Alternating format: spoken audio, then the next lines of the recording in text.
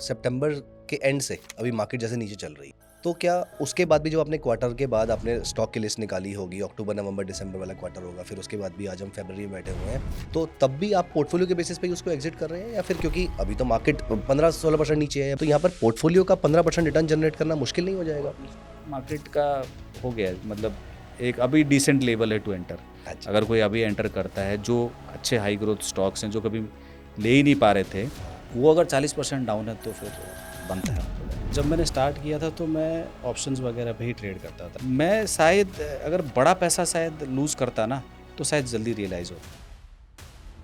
I have been very very eagerly waiting कि मैं आपकी स्ट्रेटजी को अच्छे से समझूं, तो एक बार आपकी स्ट्रेटजी के स्टेप बाय स्टेप अगर आप हमें समझा पाएं। जो स्ट्रैटेजी है किन लोगों के लिए है, एक तो जो लोग स्विंग ट्रेडर हैं जैसे मेरी तरह के, जैसे ही वो डेट आने वाला हो उससे पहले एग्जिट कर लो, चाहे तुम 5% लॉस पे हो चाहे 5% प्रॉफिट पे हो। New quarter, new stocks, new box.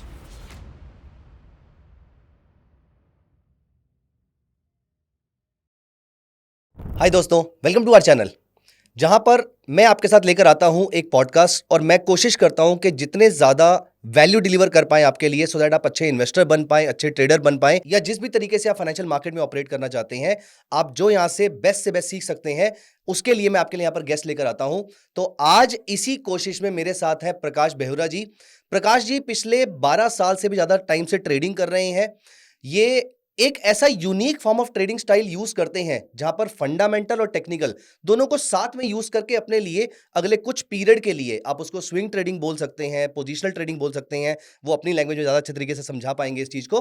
तो यूनिक फॉर्म से फंडामेंटल और टेक्निकल को इस्तेमाल करके वो अपने ट्रेडिंग के थ्रू अपने लिए एक passive source of income generate करते हैं, क्योंकि ऐसा उन्होंने मेरे साथ डिस्कशन में बताया कि वो एक जगह पे जॉब भी करते हैं। तो अपने बारे में पूरी जर्नी उनकी कैसी रही, क्या क्या पैरामीटर्स को वो यूज करते हैं, किस तरीके से वो इन सारी चीजों का इस्तेमाल करके रेगुलर इनकम जनरेट करते हैं, और कैसे वो हम तक इस इंफॉर्मेशन को पास ऑन कर सकते हैं, ये सारी चीज के लिए आज हमारे साथ प्रकाश जी हैं। Prakash ji, welcome so much on our show and thank you so much for joining us. तो सबसे पहले हम आपसे जानना चाहेंगे, सबसे पहले मैं पर्सनली आपसे जानना चाहूंगा कि आपकी ये जर्नी कैसे स्टार्ट हुई, और मेरे इस इंट्रोडक्शन के अलावा आप अपने इंट्रोडक्शन में और क्या ऐड करना चाहेंगे। सो प्लीज अगर आप मुझे बता पाए ओके, तो। सो मेरी जर्नी स्टॉक मार्केट में 2012 से स्टार्ट हुई है। अच्छा। और 2012 में जब मैं एमबीए करने के बाद जब फर्स्ट जॉब किया है मैंने, तो एक ब्रोकर ब्रोकर के वहाँ पे कर रहा था, आईसीआईसी डायरेक्ट करके आपने सुना होगा, तो राइट। उसमें था पहले मैं 2-3 महीने वहाँ पे जॉब किया मैंने, तो वहीं से ही एक्चुअली मैं मतलब स्टॉक मार्केट से थोड़ा इंट्रोड्यूस हुआ। देन फिर और जब मैंने स्टार्ट किया था तो मैं ऑप्शंस वगैरह पे ही ट्रेड करता था, मुझे इक्विटी वगैरह में ज़्यादा पता नहीं था, ऑल्दो इधर उधर मैंने सुना था थोड़ा बहुत, और अपना जो एमबीए के टाइम में मैंने पढ़ा था, बट एक्चुअली मैंने कभी अप्लाई नहीं किया था उस चीज़ों पे। सो मेरे फ्रेंड्स वगैरह सब करते थे ऑप्शन वगैरह, तो मुझे लगा कि मुझे भी करना चाहिए। तो then I started with options only, PEC buy करना, सेल करना, ये सब। सेलिंग तो नहीं कर पाते थे, ऑब्वियस रीजन, बिकॉज इतने कैपिटल नहीं होते थे। ऑप्शन बाइंग के थ्रू आपने स्टार्ट बाइंग के थ्रू ही हम लोग मतलब मैंने स्टार्ट किया था मेरे फ्रेंड्स वगैरह के साथ। देन फिर मैंने ज़्यादा दिन काम नहीं किया वहाँ पे, फिर मैंने छोड़ दिया था वो जो आईसीआईसी डायरेक्ट वाला जॉब था। तो फिर मैं एक रिसर्च कंपनी में मैंने ज्वाइन किया, वो जो है फाइनेंशियल मॉडल वगैरह बनाते थे। अच्छा। एंड देन वहाँ पे पूरा सारा काम ये फाइनेंस से रिलेटेड ही, मतलब रिसर्च से रिलेटेड ही था। कुछ स्टॉक मार्केट रिलेटेड नहीं था, बट बेसिक फाइनेंशियल्स जो होते हैं, फाइनेंशियल मॉडल बनाना और रिसर्च रिपोर्ट वगैरह, बट वो सारी चीज़ें होती थी हमारे यूएस कंपनीज़ के लिए, इंडियन कंपनीज़ के लिए नहीं होता था। ओके। तो बट मैंने जब मार्केट को ट्रैक करता था तो मुझे लगता था कि जैसे मैं सुनता था कि रिलायंस है या इन्फोसिस है, तो सुना तो है मैंने नाम, बट वो कैसे ट्रेड कर रहे हैं, किस बेसिस पे ट्रेड कर रहे हैं, क्यों उसको इसके प्राइसेस बढ़ रहे हैं, कम हो रहे हैं, मुझे उसका कोई आइडिया नहीं था। तो बट मैं 3-4 साल करता रहा मैं ऑप्शंस ऐसा, इस होप में कि एक दिन तो प्रॉफिटेबल हो ही जाऊँगा करके, बट ऑल्दो कुछ ऐसा हुआ नहीं। एंड देन फिर मैंने एक कंपनी जॉइन करी, उसके बाद डिश टीवी करके, नोएडा में ही उनका ऑफिस है। तो वहाँ पे मेनली मैं स्टॉक मार्केट में थोड़ा डिटेल में मैं जा पाया। रीज़न ये था कि मैं वहाँ पे ना इन्वेस्टर रिलेशन टीम में था मैं वहाँ पे। अच्छा। और इन्वेस्टर रिलेशंस के जो टीम में जो एम्प्लॉइज़ होते हैं, उनका काम होता है कि जो ब्रोकरेज हाउसेस होते हैं, हम्म। जो उस कंपनी को कवर करते हैं, फॉर रिसर्च और बाय साइड सेल साइड के लिए।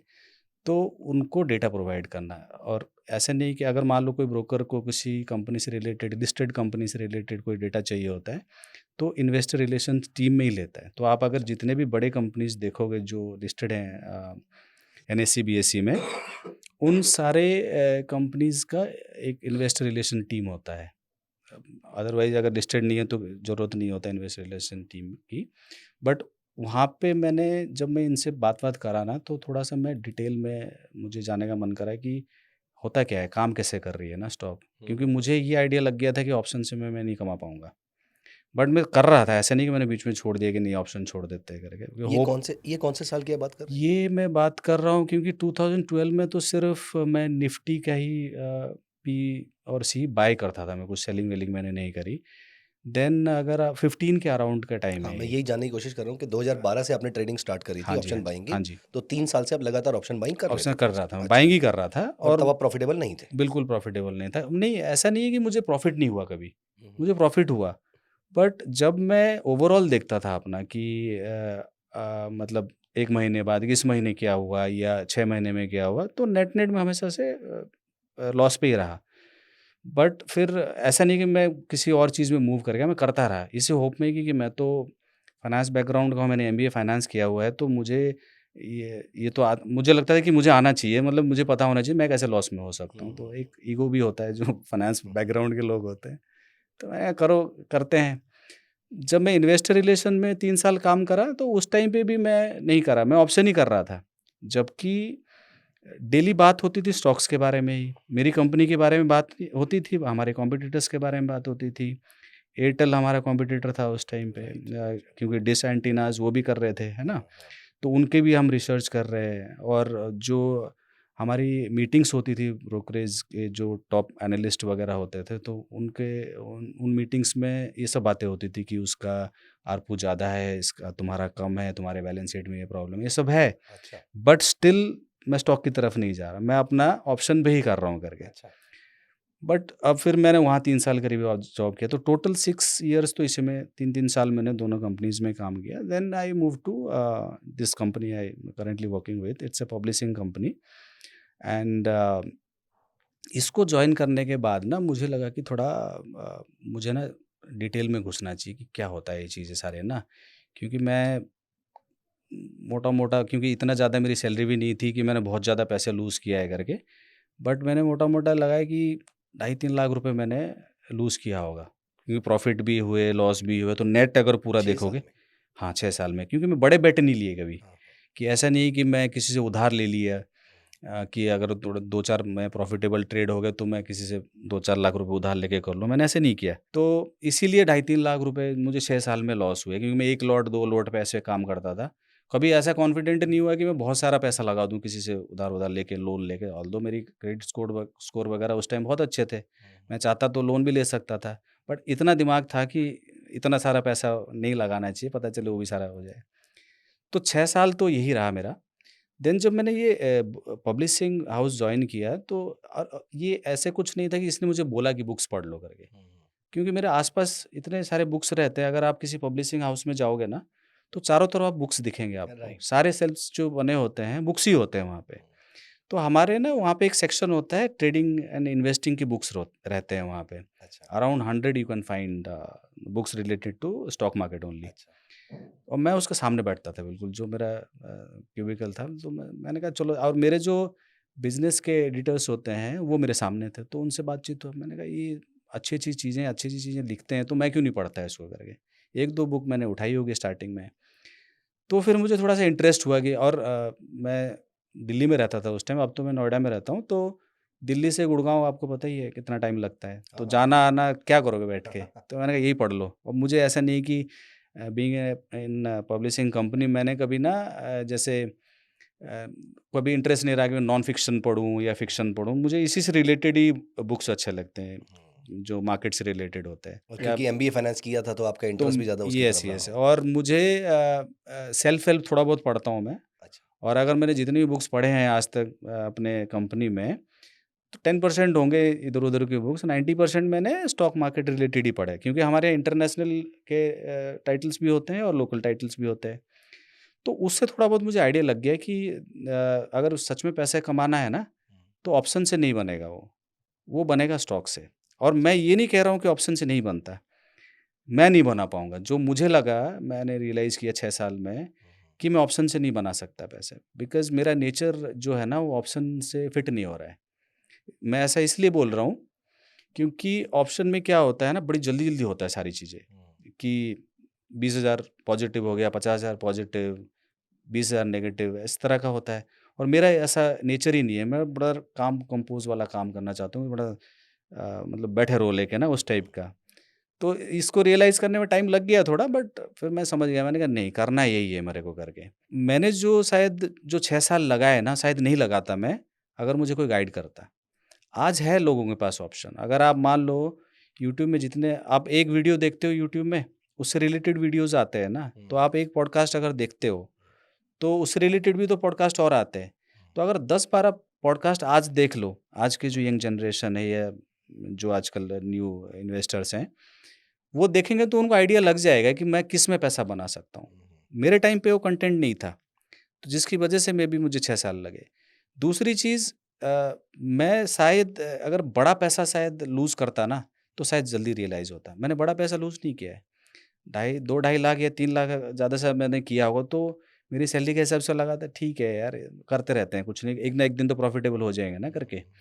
तो मे बी मैं मेरी रिस्क टेकिंग कैपेबिलिटी उतनी नहीं थी उस टाइम पे, तो वो भी एक रीज़न हो सकता है।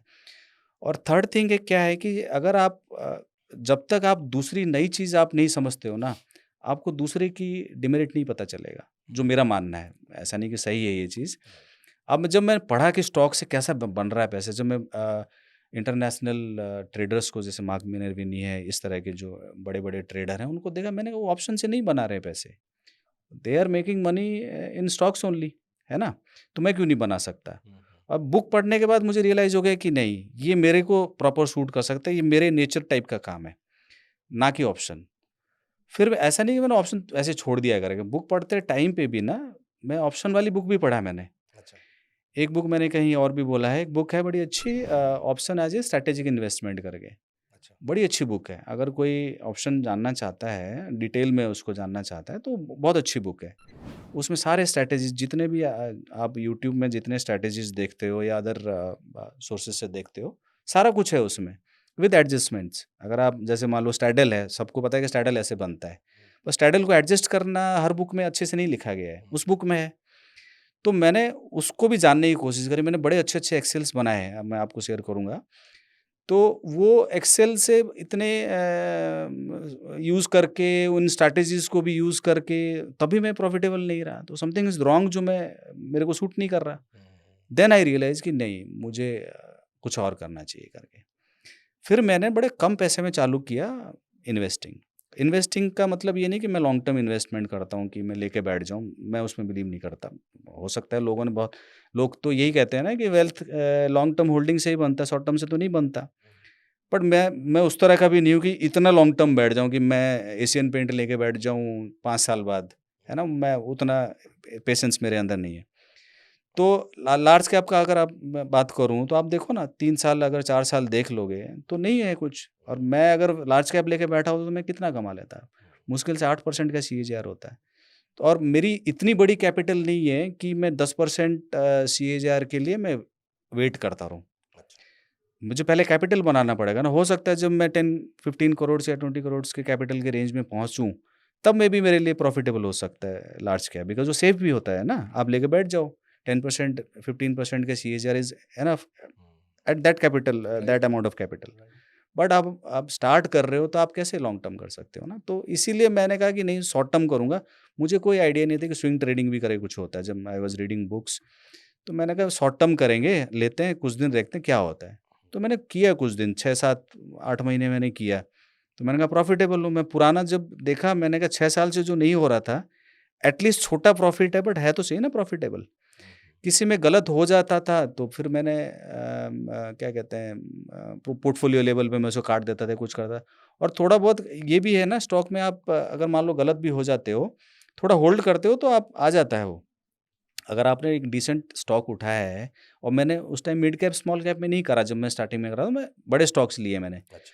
तो वो क्या करते थे कि अब मान लो कुछ दिन साइडवेज है या कुछ थोड़ा गिर भी गया तो वापस आ जाते हैं वो लोग ना, आप थोड़ा सा होल्ड करते हो। ऑप्शन में तो नहीं होता, वो तो मंथ के एक्सपायरी में जीरो हो जाएगा, तो वो इसलिए मे बी हो सकता है।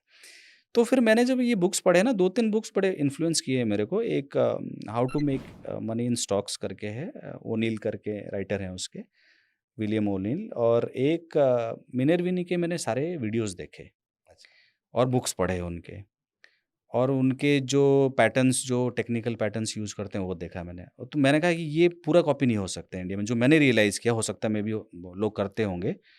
तो मैंने कहा ये ठीक है, उससे प्रोसेस आप सीख सकते हो, but Indian market is very very different from US markets. हाँ, जो स्टॉक जो जिस तरह का वहाँ पे ट्रेड करते हैं, तो इंडिया पे आप सिमिलर नहीं कर सकते। तो फिर मैंने कहा अपना एक वर्जन बनाता हूँ, देखते हैं क्या होता है इसको करके।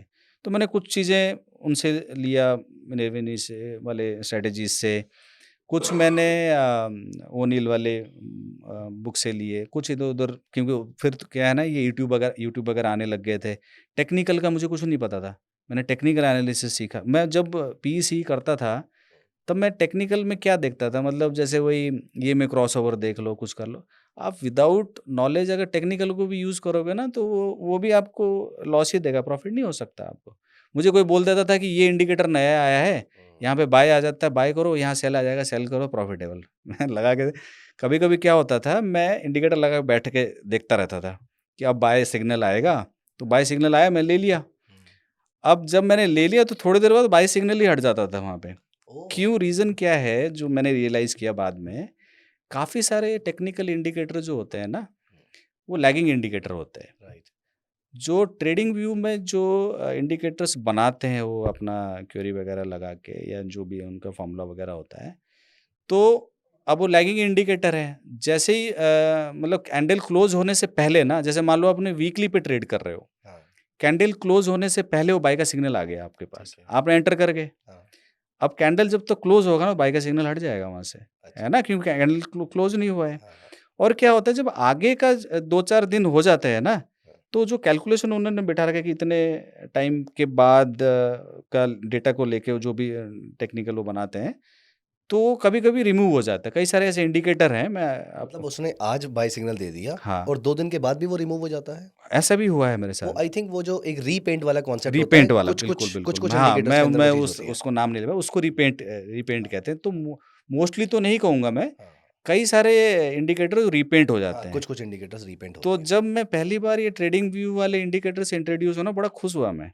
तो हम लोग 3-4 लोग हैं तो अपने। उसमें तो आपको ऐसा लगता होगा धोखा हो गया बस मेरे हाँ, साथ ये धोखा हो वाला। गया। नहीं, फर्स्ट टाइम बड़ा मैं हाँ, खुश हुआ, मैंने कहा यार ये तो बड़ी अच्छी चीज़ है। क्योंकि आप बाय का इंडिकेटर आ गया, हाँ, आप बाय कर लो, सेल का आएगा, सेल कर लो। हाँ। करना क्या है, इतना सारा रिसर्च-विसर्च क्यों करना है हमको ना? राइट। तो मैं ना नए-नए इंडिकेटर ढूँढता रहता था यूट्यूब में, कौन-सा इंडिकेटर बहुत बढ़िया है, उसको देखता हूँ मैं।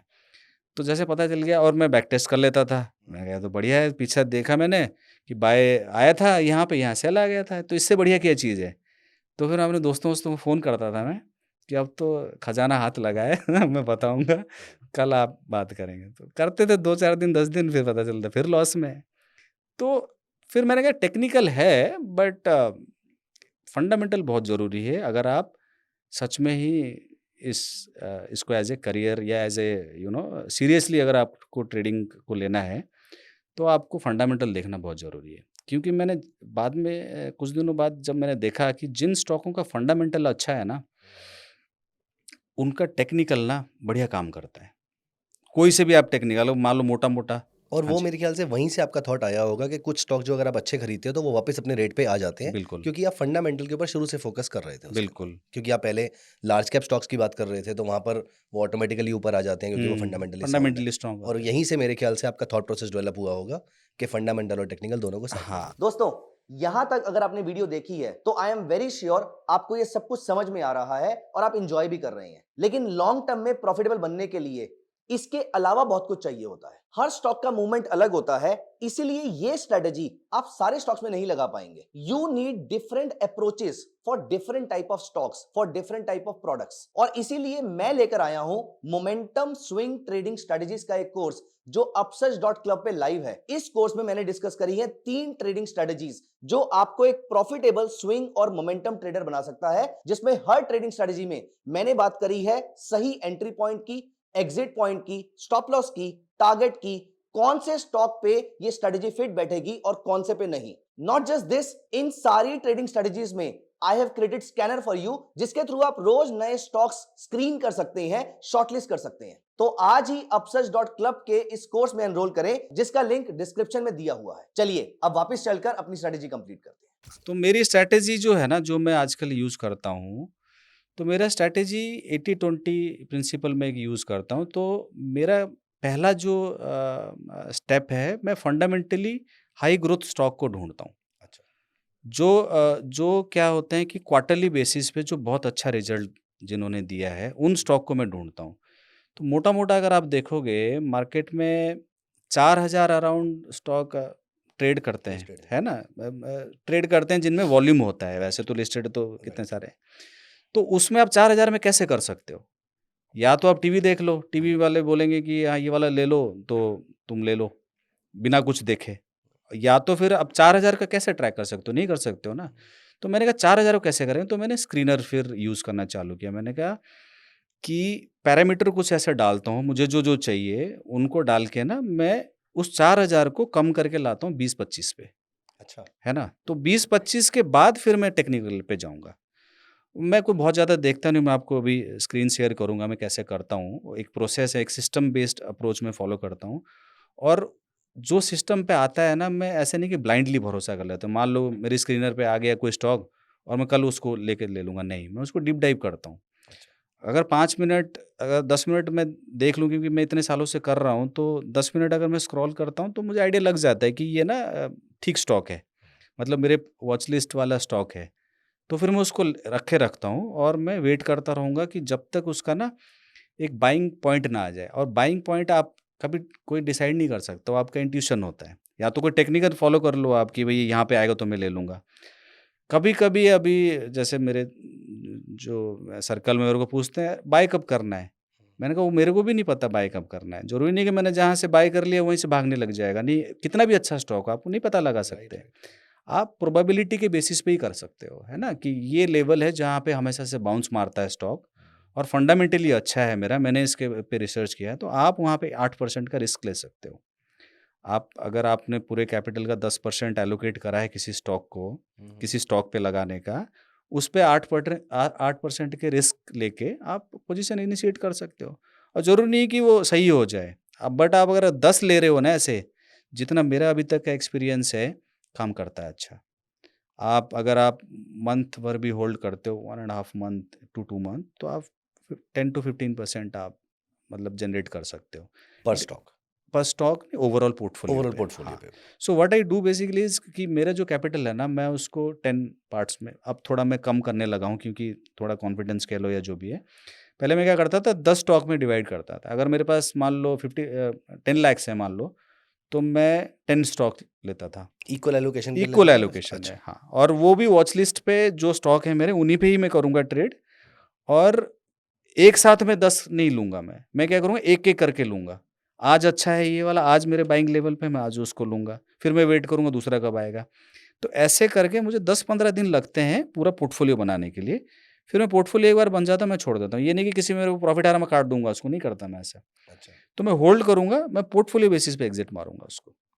मतलब आप 10-15% अगर आपको किसी स्टॉक में मिलेगा तो आप उसको बुक नहीं नहीं करेंगे। करूँगा। पूरे पोर्टफोलियो का रिटर्न जब आ जाएगा तो आप हाँ, उसका बुक करेंगे। बिल्कुल। क्योंकि क्या होगा 10-15 दिन बाद या महीने भर बाद, डेढ़ महीने बाद, कोई स्टॉक तो ऐसा होगा जो 20% दे रहा होगा, क्योंकि आप हुँ, एक नीचे लेवल पे उसको ले रखे हो। कुछ 5% दे रहा होगा, कोई नेगेटिव भी होगा, क्योंकि आप अगर सभी में सही हो जाएगा तो फिर तो भगवान ही हो हाँ, गए, तो वो तो करेक्ट। नहीं हो हाँ, सकता। हाँ। तो मैं ये देखता हूँ मोटा-मोटा जो है ना पोर्टफोलियो लेवल पे अगर 12 टू 15% मुझे जिस दिन देखा ना, आई एग्ज़िट एवरीथिंग। अच्छा, ऐसा नहीं है कि बहुत जो चल रहा होगा मैं उसको रखूँगा या जो लॉस हो रहा होगा उसको हटा दूँगा, वो नहीं करता मैं। आई थिंक वो सेफेस्ट है मेरे लिए।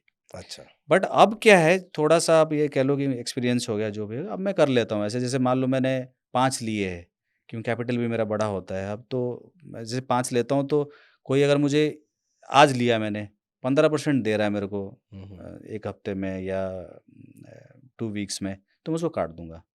क्योंकि मुझे चारों पे भरोसा है, मैं उसको रखे रखता हूँ। बट अच्छा। फॉर बिगिनर्स जो इस स्ट्रैटेजी को फॉलो करेंगे इसको देखने के बाद, उनको मैं ये सजेस्ट करूँगा कि एटलीस्ट 10 स्टॉक रखो आप। क्योंकि 10 से क्या होगा, आप डाइवर्सिफ़ाई भी हो जाओगे, है ना? और दूसरा क्या है कि 1-2 कुछ आपके खिलाफ चले भी गया ना, तो बच सकते हो आप। तो प्रकाश, यहाँ पर मेरा एक क्वेश्चन आ रहा है हाँ जी। कि आप फॉर एग्जांपल सितंबर के एंड से अभी हुँ, मार्केट जैसे नीचे चल रही है, हुँ, तो क्या उसके बाद भी जो आपने क्वार्टर के बाद आपने स्टॉक की लिस्ट निकाली हुँ, होगी, अक्टूबर, नवंबर, दिसंबर वाला क्वार्टर होगा, फिर उसके बाद भी आज हम फरवरी में बैठे हुए हैं, हुँ। तो 2 क्वार्टर निकल चुके हैं। तो तब भी आप पोर्टफोलियो के बेसिस पे ही उसको एग्ज़िट कर रहे हैं, या फिर क्योंकि अभी तो मार्केट 15-16% नीचे है, 12-13% नीचे है टॉप से, बिल्कुल। तो यहाँ पर पोर्टफोलियो का 15% रिटर्न जनरेट करना मुश्किल नहीं हो जाएगा? बहुत मुश्किल है और मैंने नहीं करा है। हाँ। मैंने जो पोर्टफ़ोलियो बनाया है अभी, पहली बात तो जब ये स्टार्ट हुआ ना, अगर मैं अपना एक्सपीरियंस बताऊँ, तो मुझे लगा कि सारे स्टॉक जब रिज़ल्ट डिक्लेयर हो रहे थे, मैं इमीडिएट नहीं लेता। मैं अभी आपको हुँ, बोला ना राइट। कि जैसे रिज़ल्ट अच्छा आएगा तो इसका मतलब मैं ले लूँगा उसको, नहीं ले रहा था। तो मैं वेट किया, तो उससे क्या होगा कि 15-20 डेज़ इस फॉल से ना मैं बचा। क्योंकि मुझे एक सर्टेन लेवल पे बाय करना है ना, मैं हुँ, नहीं तो क्या होता, रिज़ल्ट अच्छा मैं टॉप पे ले लेता, हुँ, तो मेरा पोर्टफ़ोलियो भी अभी सबकी तरह 30% डाउन होता। Right. But I am not down by 30%, कुछ 11% या 10-11% डाउन पे। क्यों? क्योंकि मैंने लोअर लेवल पे ले रखा है उनको। अभी रिसेंटली एक-एक करके ऐड करके अब मैं 10 है मेरे पास। 5 क्यों नहीं? क्योंकि मार्केट के सिनेरियो खराब है। हुँ। 5 वाला मैं तब करता हूँ जब मार्केट सेंटिमेंट्स अच्छे हैं, बुलिश माहौल है चारों तरफ, अच्छे स्टॉक्स आ रहे हैं, फिर वो मेरे को सस्ता मिलता है, तब मैं 5 करता हूँ। तो पोर्टफोलियो लेवल पे आपका एक टारगेट है। हाँ, 12 से 15% के हाँ, आसपास हम एक 12 नंबर का नंबर पकड़ हाँ, 12% का 12 मान लो, पकड़ हाँ। के चलते हैं। क्या पोर्टफोलियो लेवल पे स्टॉप लॉस भी है आपका? बिल्कुल है। अच्छा। अगर मान लो, और मेरे साथ बहुत कम हुआ है कि मेरा पोर्टफोलियो लेवल पे एसएल हिट हो जाए। अभी मेरा 11% है, मैंने काटा नहीं, there is some reason. But जितनी बार मैंने, अगर मैं लास्ट 2-3 साल का देखूँगा, बहुत कम हुआ, अगर 2 या 3 बार हुआ होगा, जो मेरा पोर्टफोलियो 8% डाउन हो। और हो सकता है कि मार्केट भी ऐसे थे, तो इतने ज़्यादा फॉल नहीं आ रहे थे, एक चीज़ वो भी हो सकता है। बट बहुत कम होता है कि पोर्टफोलियो लेवल पे मेरे को 8% लॉस हो जाए। बट ये जो सिनेरियो अभी चल रहा है, हुँ। इसमें हो सकता है। और ये मेरे ख्याल से इस वजह से हो रहा होगा क्योंकि आप फंडामेंटली साउंड स्टॉक्स पकड़ रहे हैं एनीवेज़। हाँ, अच्छे स्टॉक ले रहे क्योंकि हैं आप और हाई ग्रोथ स्टॉक्स ले रहे हैं तो उनका सारे के सारे एक साथ गिर जाएँगे, उसके चांसेस बड़े कम है, बट इस सिनेरियो में गिर सकते हैं। इस अभी सिनेरियो में। अगर क्योंकि अभी जो मार्केट चल लेवल पे ही आपका फॉल आ रहा है प्रॉपर। तो मिड कैप आप देखो ना, एक हाँ, दिन में 8-8, 9-9% गिर बिल्कुल जाते हैं। सही बात वेरी, है। वेरी हाँ, गुड स्टॉक्स, मैं हाँ, नाम तो अभी नहीं लूँगा। वो ऐसे स्टॉक हैं जो कभी हाथ ही नहीं आते थे। आई हाँ। वेटेड फॉर 2 क्वार्टर्स कि मैं किस तरह से इसमें एंटर कर जाऊँ। हाँ, अब वो वहाँ से टॉप से 40% डाउन है।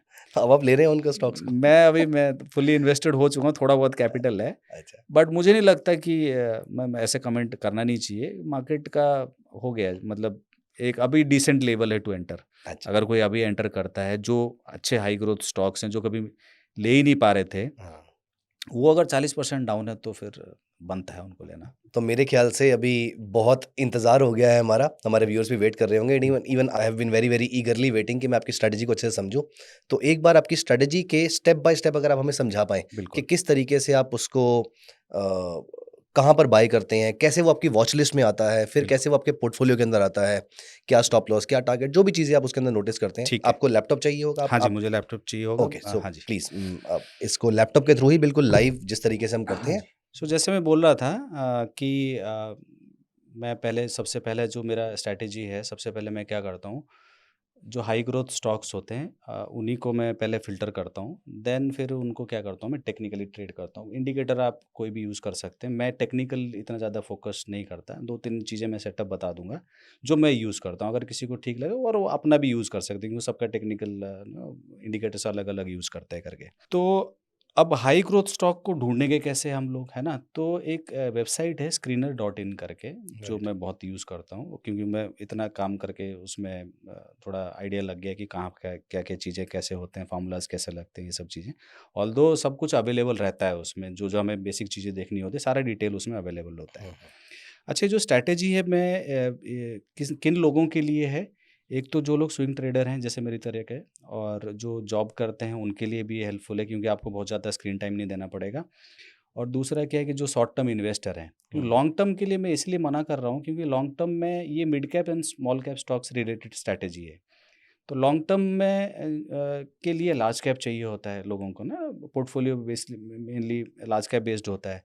तो जो ये मेरे फ़िल्टर्स लगे होंगे ना, उसमें लार्ज कैप स्टॉक्स नहीं आएँगे क्योंकि मैं उन स्टॉक्स को टारगेट कर रहा हूँ, जो 2000 करोड़ के मार्केट कैप से लेके 20,000 करोड़ के मार्केट कैप तक हैं। अच्छा। तो mostly small cap and mid cap stocks related ही होंगे, ठीक है। मेरे जो फ़िल्टर पे आएँगे सारे स्टॉक्स। अच्छा, ये मैं एक उसमें वो है नोट कि इंट्राडे और इन सब के लिए तो है ही नहीं ऑप्शन वगैरह के लिए, क्योंकि ये जो स्टॉक्स आएँगे ना, ये ऑप्शन में नहीं होते हैं। नहीं होंगे, मोस्टली राइट। नहीं होंगे। इक्का दुक्का कोई फँस जाए तो, बट मोस्टली नहीं होंगे क्योंकि 20,000 करोड़ तक का कोई आएगा नहीं। स्ट्रैटेजी में क्या कर रहा हूँ मैं सबसे पहले कि जो लेटेस्ट क्वार्टरली रिजल्ट आता है, जैसे दिसंबर में आया, तो उन उसके बेसिस पे मैं क्या करता हूँ, स्टॉक को फ़िल्टर करता हूँ कि कौन-कौन से स्टॉक जो हैं मेरे क्राइटेरिया को फुलफ़िल कर रहे हैं। अच्छा। फर्स्ट स्टेप ये है।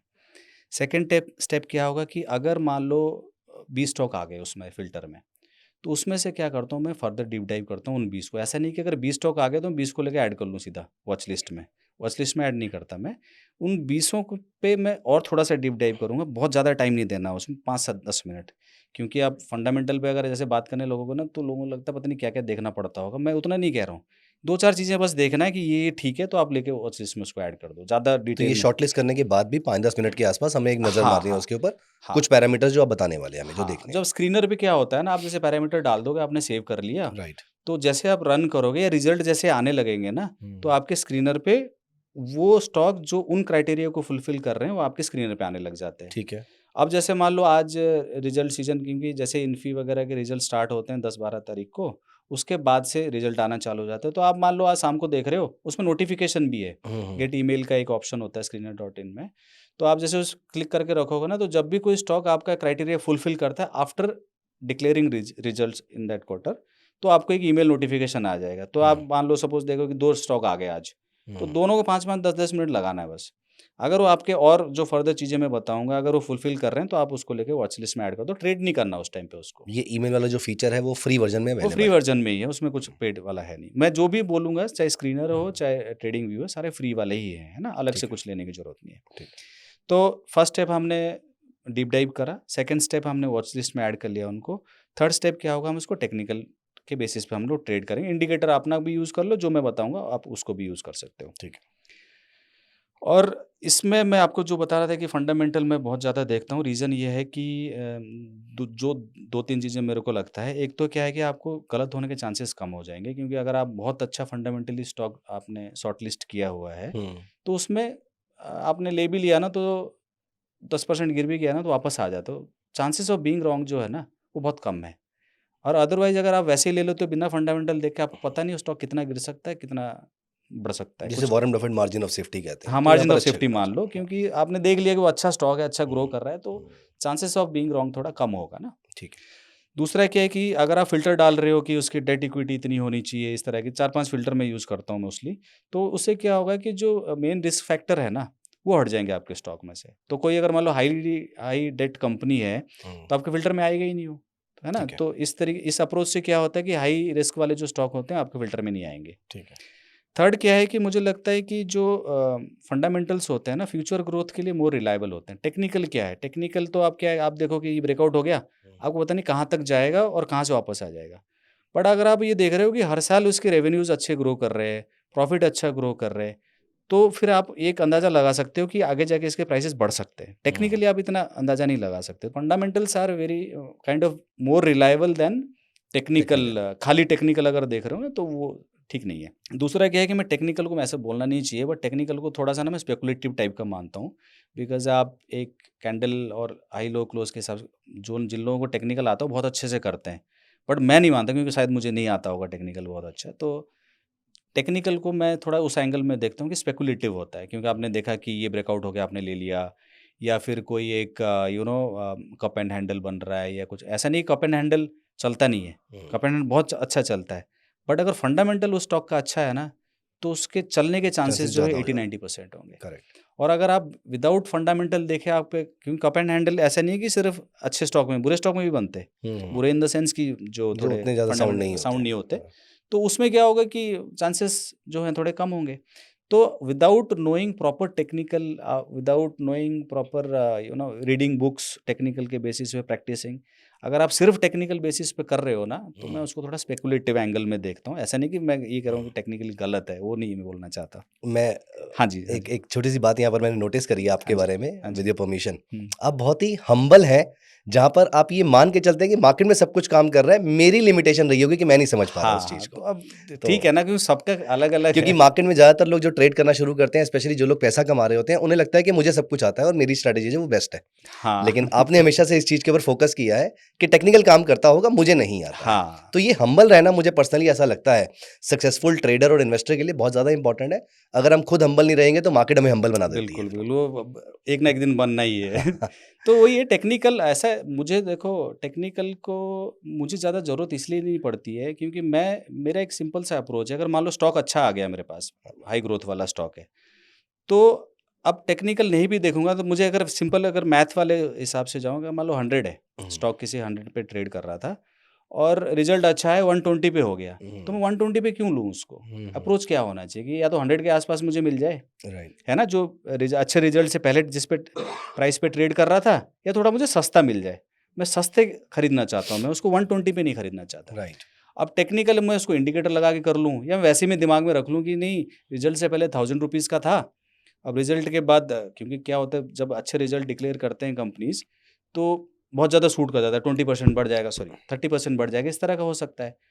तो मैं चाहता हूँ कि थोड़ा-सा कम हो जाए, हुँ, मतलब कम फेयर प्राइस पे मैं उसको लूँ। हुँ, अब मैं जो ये नहीं पता कि उसके बाद और नहीं गिरेगा, नहीं गिरेगा। मैं सस्ता लेना चाहता हूँ बस। मैं ठीक उसको है, 100 मतलब 1000 वाला स्टॉक मैं 1200 पे नहीं लूँगा। आई विल प्रेफर फॉर 1100 या 1000 के आस-पास मुझे मिल जाए। ठीक है, मैं ठीक बिना टेक्निकल देखे भी ले सकता है, हूँ गॉट उसको। It, got it. Now the strategy.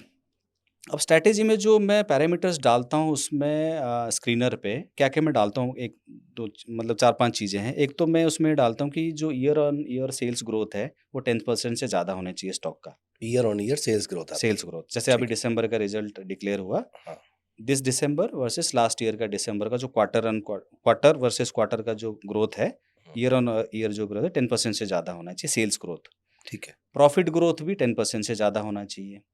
मैं मानता हूँ कि अगर कोई एक कंपनी 10% से ज़्यादा पे अपना सेल्स ग्रो कर पा रहा है और प्रॉफिट ग्रो कर पा रहा है, तो मैं उसको high growth kind of category में डालता हूँ। ठीक है, थर्ड क्या मैं मानता हूँ कि जो क्वार्टरली सेल्स है ना, जो अभी रिसेंट रिपोर्ट हुआ है, वो हाईएस्ट होना चाहिए।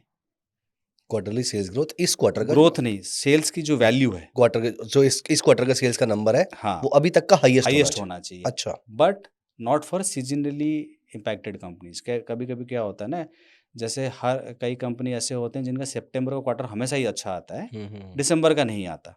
जैसे कुछ एग्ज़ाम्पल देना चाहेंगे ऐसी कुछ कंपनीज़ के? अभी 1-2 कंपनी में जब हम करेंगे ना, जब हाँ, लाइव एग्ज़ाम्पल्स देखेंगे उसमें मैं देख अच्छा, लेंगे हम। ओके। तो उसमें हाईएस्ट नहीं होगा क्योंकि क्या होगा, सितंबर ही हाईएस्ट होगा ना फिर हाँ, उसका। हाँ, राइट, राइट, लास्ट राइट, हमेशा से हर सितंबर का क्वार्टर उनका अच्छा होता है, ठीक है। दिसंबर का नहीं होता सीज़नैलिटी की वजह से। इसका मतलब नहीं कंपनी खराब है वो। Right, right, right. तो सीज़नैलिटी को भी देखना चाहिए, बट प्रेफ़र ये करना चाहिए कि जो जिस क्वार्टर को आप देख रहे हो, अगर उसमें सीज़नैलिटी नहीं है उस कंपनी में, हुँ, तो उसका सेल्स हाईएस्ट होना चाहिए, उसका प्रॉफिट भी हाईएस्ट होना चाहिए। अच्छा, तो 4 चीज़ें हैं, वाई-ओ-वाई ग्रोथ 10% से ज़्यादा होना चाहिए, सेल्स ग्रोथ, प्रॉफिट ग्रोथ भी 10% से ज़्यादा होना चाहिए, सेल्स हाईएस्ट होना चाहिए उस क्वार्टर का और प्रॉफिट भी हाईएस्ट होना चाहिए उस क्वार्टर का। ये ओके, 4 चीज़ें हैं। ओके, देन प्रमोटर होल्डिंग 51% से ज़्यादा होना चाहिए क्योंकि उनकी कंट्रोल रहता है।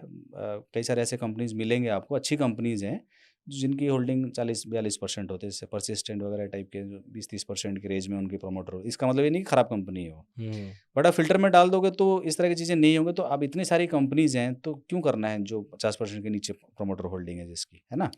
यहाँ पर मेरा एक क्वेश्चन है हाँ जी। प्रकाश आपसे हुँ, कि अब ऑल्दो आपकी फ़िल्टर में जो आपने अभी कंडीशन नहीं बताई है, हुँ। लेकिन आप बाद में शायद हाँ बताएँगे जी, हाँ कि जी। आप मिड कैप और स्मॉल कैप कंपनीज़ की बात कर रहे बिल्कुल। हैं। लेकिन आज की डेट में फॉर एग्ज़ाम्पल हम एचडीएफसी बैंक की बात करें, एल&टी की बात करें और बहुत सारी और बड़ी-बड़ी कंपनीज़ आईटीसी की बात करें, तो हुँ। इसमें प्रमोटर होल्डिंग नहीं है। हाँ, और मैंने कहीं पर कुछ आर्टिकल्स भी पढ़े हैं जहाँ पर वो ये कह रहे हैं कि India is now moving from promoter driven entities to professionally driven entities, बिल्कुल, जैसे कि यूएस में भी होता है। बिल्कुल। तो वहाँ पर इस पैरामीटर को हम कैसे जज करेंगे? मैं वही कहता हूँ। अब क्या होता है ना कि 20 स्टॉक के लिए ना मैंने ये सारे पैरामीटर्स डाले हैं। अच्छा।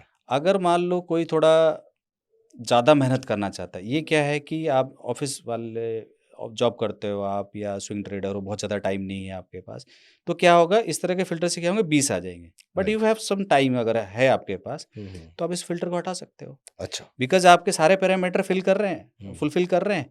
प्रोमोटर वाली चीज़ नहीं है। आपको लगता है कि आजकल ऐसे कंपनीज और हैं मैं कंफर्टेबल हूँ ऐसी कंपनीज को कंफर्टेबल है, होल्ड हाँ, करने के तो लिए। इन दैट केस तो आप ये वाला फिल्टर हटा दो, ठीक है। है ना? तो फिर क्या होगा कि अच्छी ग्रोथ की कंपनी आ सकती हैं। हम्म। मेरे साथ कई बार ऐसा हुआ है कि मैं सिर्फ ये फ़िल्टर तो कम 20 के लिए मैं कई चीज़ें हटा देता हूँ ताकि मैं 100 देखना चाहता हूँ मान लो, है ना? Because I take 2 minutes to analyse a company जो राइट। स्क्रीनर पे। राइट। बट अगर कोई 10-15 मिनट ले रहा है और वो लगता है इतनी सारी कंपनी नहीं देखना, तो ये फ़िल्टर डाल दो, ठीक है है। ना? तो गॉट उसकी वजह से ही है ये, to got simplify things. Got market cap 2000 crore से ज़्यादा और 20,000 करोड़ से नीचे उसमें फ़िल्टर में ही डाल देंगे हम, क्योंकि हम mid cap and small cap पे फ़ोकस करें। रीज़न ये है कि अगर ये सारे फ़िल्टर आप उस पे डालोगे लार्ज कैप भी आएँगे। अगर मान लो 20,000 हाईएस्ट वाले को हटा के आप 1 लाख कर दो, 1 लाख करोड़ की मार्केट कैप की, तो कुछ ऐसे लार्ज कैप कंपनी भी आएँगे, बट वो मूव नहीं करेंगे अच्छे। अच्छा। तो हम स्विंग ट्रेडिंग के लिए या शॉर्ट टर्म ट्रेडिंग के लिए मैं ये मतलब मेरा ये मानना है कि होल्डिंग ज़्यादा से ज़्यादा 2 ढाई महीने होना चाहिए। 2 ढाई महीने या 3 महीने में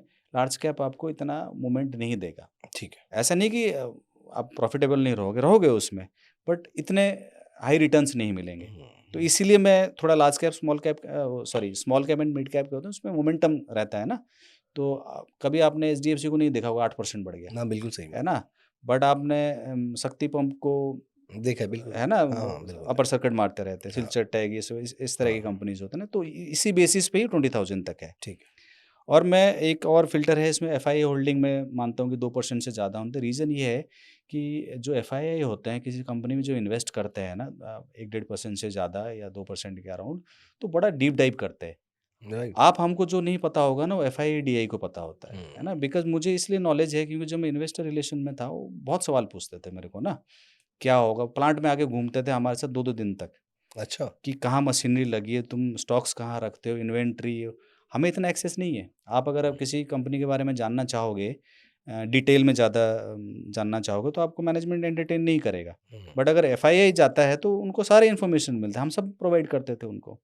तो इन्फॉर्मेशन एक्सेस एफआईआई का आम जनता से ज़्यादा ही होता है। तो मैं इसलिए मानता हूँ कि अगर किसी में एफआईआई इन्वेस्टेड है, तो उन्होंने रिसर्च अच्छा किया होगा, तब लिया होगा उन्होंने। FII not DII। DII का कोई डीआईए रोल भी नहीं होता? करते हैं, डीआईए भी करते हैं। मैं एफआईआई को थोड़ा उनसे ज़्यादा मतलब मेरा मानना है ऐसा नहीं है कि डीआईए नहीं करते, डीआईए भी करते हैं।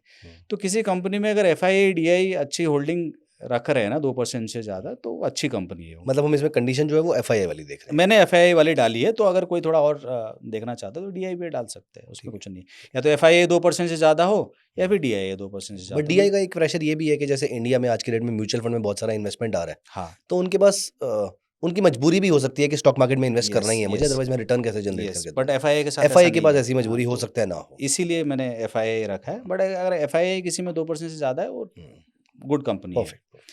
Then return on capital employed 20% से ज़्यादा होना चाहिए। लोग उसको 15 भी कर सकते हैं। अच्छा। 20% बहुत कम कंपनीज में मिलेगा हाँ आपको, हाँ है ना? हाँ तो मैं जानबूझ के मैंने ऐसे किया है क्योंकि मुझे 500 कंपनी नहीं देखना है। हाँ। फॉर मतलब जो लोग ट्रेडिंग करते हैं स्विंग ट्रेडिंग वगैरह, 400-500 कंपनी देखने में परेशान भी हो सकते हो ना आप। तो ठीक है, 20% से ज़्यादा वाले भी है ना। कोई मान लो 15% वाली कंपनी जिसकी आरओसी 15% से ज़्यादा है, कोई 20% से ज़्यादा, मैं ऑब्वियसली 20% वाले को प्रेफर करूँगा ना। Right right. तो मैं इन फ़िल्टरों को लगाने के बाद मैंने जो लास्ट 4-5 क्वार्टर देखा है मैंने अभी, तो 30 के करीब कंपनीज़ आते हैं। 30 में से आपको 10 ढूँढना है। आपको 200 में से 10 नहीं ढूँढना है। तो इसीलिए मैं इन सब चीज़ों को डाल के उसको कम करा है छोटा मैंने, करने की छोटा करना है। फ़िल्टर जो है वो कम होके मतलब कम स्टॉक्स आएँ फ़िल्टर में, ताकि आप थोड़ा टाइम भी ज़्यादा दे सकते हो। उसमें से आप 5 चूज़ कर लो।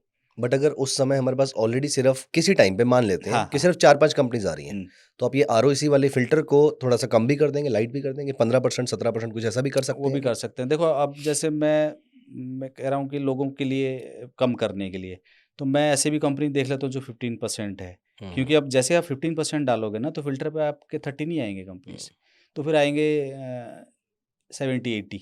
अच्छा। तो 70-80 पे जाने से अच्छा हाँ। आप 30 में से चूज़ कर तो लो। बेसिकली हर कोई अपने रिस्क एपेटाइट के अकॉर्डिंग उसको बिल्कुल, प्ले अराउंड कर सकता है उन बिल्कुल कर पैरामीटर्स के सकते हैं, अराउंड। बिल्कुल कर ठीक है। सकते हैं। और दूसरा कि आपको मेरा ये मानना है कि आपको पूरे क्वार्टर में ना अगर आपको 5-6 स्टॉक्स अच्छे मिल जाते हैं, हम्म। तो आपको और ज़्यादा कुछ करने इधर-उधर की जरूरत देखने नहीं है, की हाँ ज़रूरत बिल्कुल है सही नहीं, बात है है। ना? तो आप उनको एक राइट टाइम पे बाय करो, राइट हाँ टाइम पे सेल कर दो। बिल्कुल सही बात है। तो 5-6 के लिए तो मिल ही जाएँगे। आप 30 में से आपको 5-6 तो मैं बोल रहा हूँ 7-8 मिल जाएँगे अगर आप ऐसे करते हो और आप ट्रेड करते रहो उनको 3 महीने। फिर जैसे ही आपका 3 महीने खत्म होने वाला है, फिर क्वार्टर आ जाएगा। करेक्ट। न्यू तो क्वार्टर में तो अभी तक हमने जो पैरामीटर डिस्कस करे हैं एक बार रिकैप कर लेते हैं। हुँ, एक हमें year on year sales growth rate 10% से ऊपर होना चाहिए। बिल्कुल, year on year profit growth rate 10% से ऊपर होना बिल्कुल। चाहिए। क्वार्टरली सेल हाईएस्ट एवर होनी चाहिए। हुँ, क्वार्टरली प्रॉफिट हाईएस्ट एवर होना चाहिए। एफआईआई की होल्डिंग 2% से ऊपर होनी चाहिए। बिल्कुल, और आरओसीई 20% 20% के आसपास अच्छा। होना चाहिए। हुँ, और 2000 करोड़ से 20,000 करोड़ तक की मार्केट कैप होनी बस चाहिए। ये यही सारी यही कंडीशंस है, यही आप है। एक स्क्रीनर में डालना शुरू कर देंगे। हाँ, मैं वो बता दूँगा कैसे हाँ, डालना है उसमें, वो बड़ा सिंपल है, उसमें कुछ है और नहीं। आप वो स्क्रीनर भी हमारे साथ शेयर कर सकते हैं। बिल्कुल कर रहे हैं शेयर अरे और वाह! वो उसके लिंक भी आप मतलब दे डिस्क्रिप्शन सकते में हैं। हम डाल हाँ, देंगे उसको। और 2 छोटे से और हैं, एक तो डेट टू इक्विटी रेशियो है जो 0.5 से कम कम होना होना चाहिए। चाहिए। रीज़न ये है कि मैं हाई डेट वाले कंपनी में फ़ोकस नहीं करता। अच्छा। तो इसीलिए 0 पॉइंट अगर किसी को लगता है कि चलो और ज़्यादा कंपनी चाहिए तो उसको अपने हिसाब से चेंज कर सकते हैं। बट 0.5 से नीचे वाली जो डेट टू इक्विटी वाले कंपनी जो होते हैं वो ठीक-ठाक रिलेटिवली सेफ होती है। सेफ ही होती हैं। अच्छा, मतलब खासकर मिड कैप और स्मॉल कैप में हाई वो नहीं होना चाहिए, डेट होना चाहिए। वो रिस्की मानता हूँ मैं। अच्छा, तो इसलिए उसको 0.5 पॉइंट से नीचे कर रहे हैं। ओके। एक और है जो रेटिंग सिस्टम ही है, प्योर ट्रस्ट की स्कोर कहते हैं उसको। हाँ जी। वो क्या करता है कि सारी जो कंपनी की जो ऑपरेशन एफिशिएंसी ये डेटर डेज़ हैं, ये सारे को पैरामीटर करके ना एक स्कोरिंग होती है वो। हुँ, स्क्रीनर पे वो अवेलेबल है, आपको कुछ कैलकुलेट करने की ज़रूरत नहीं है।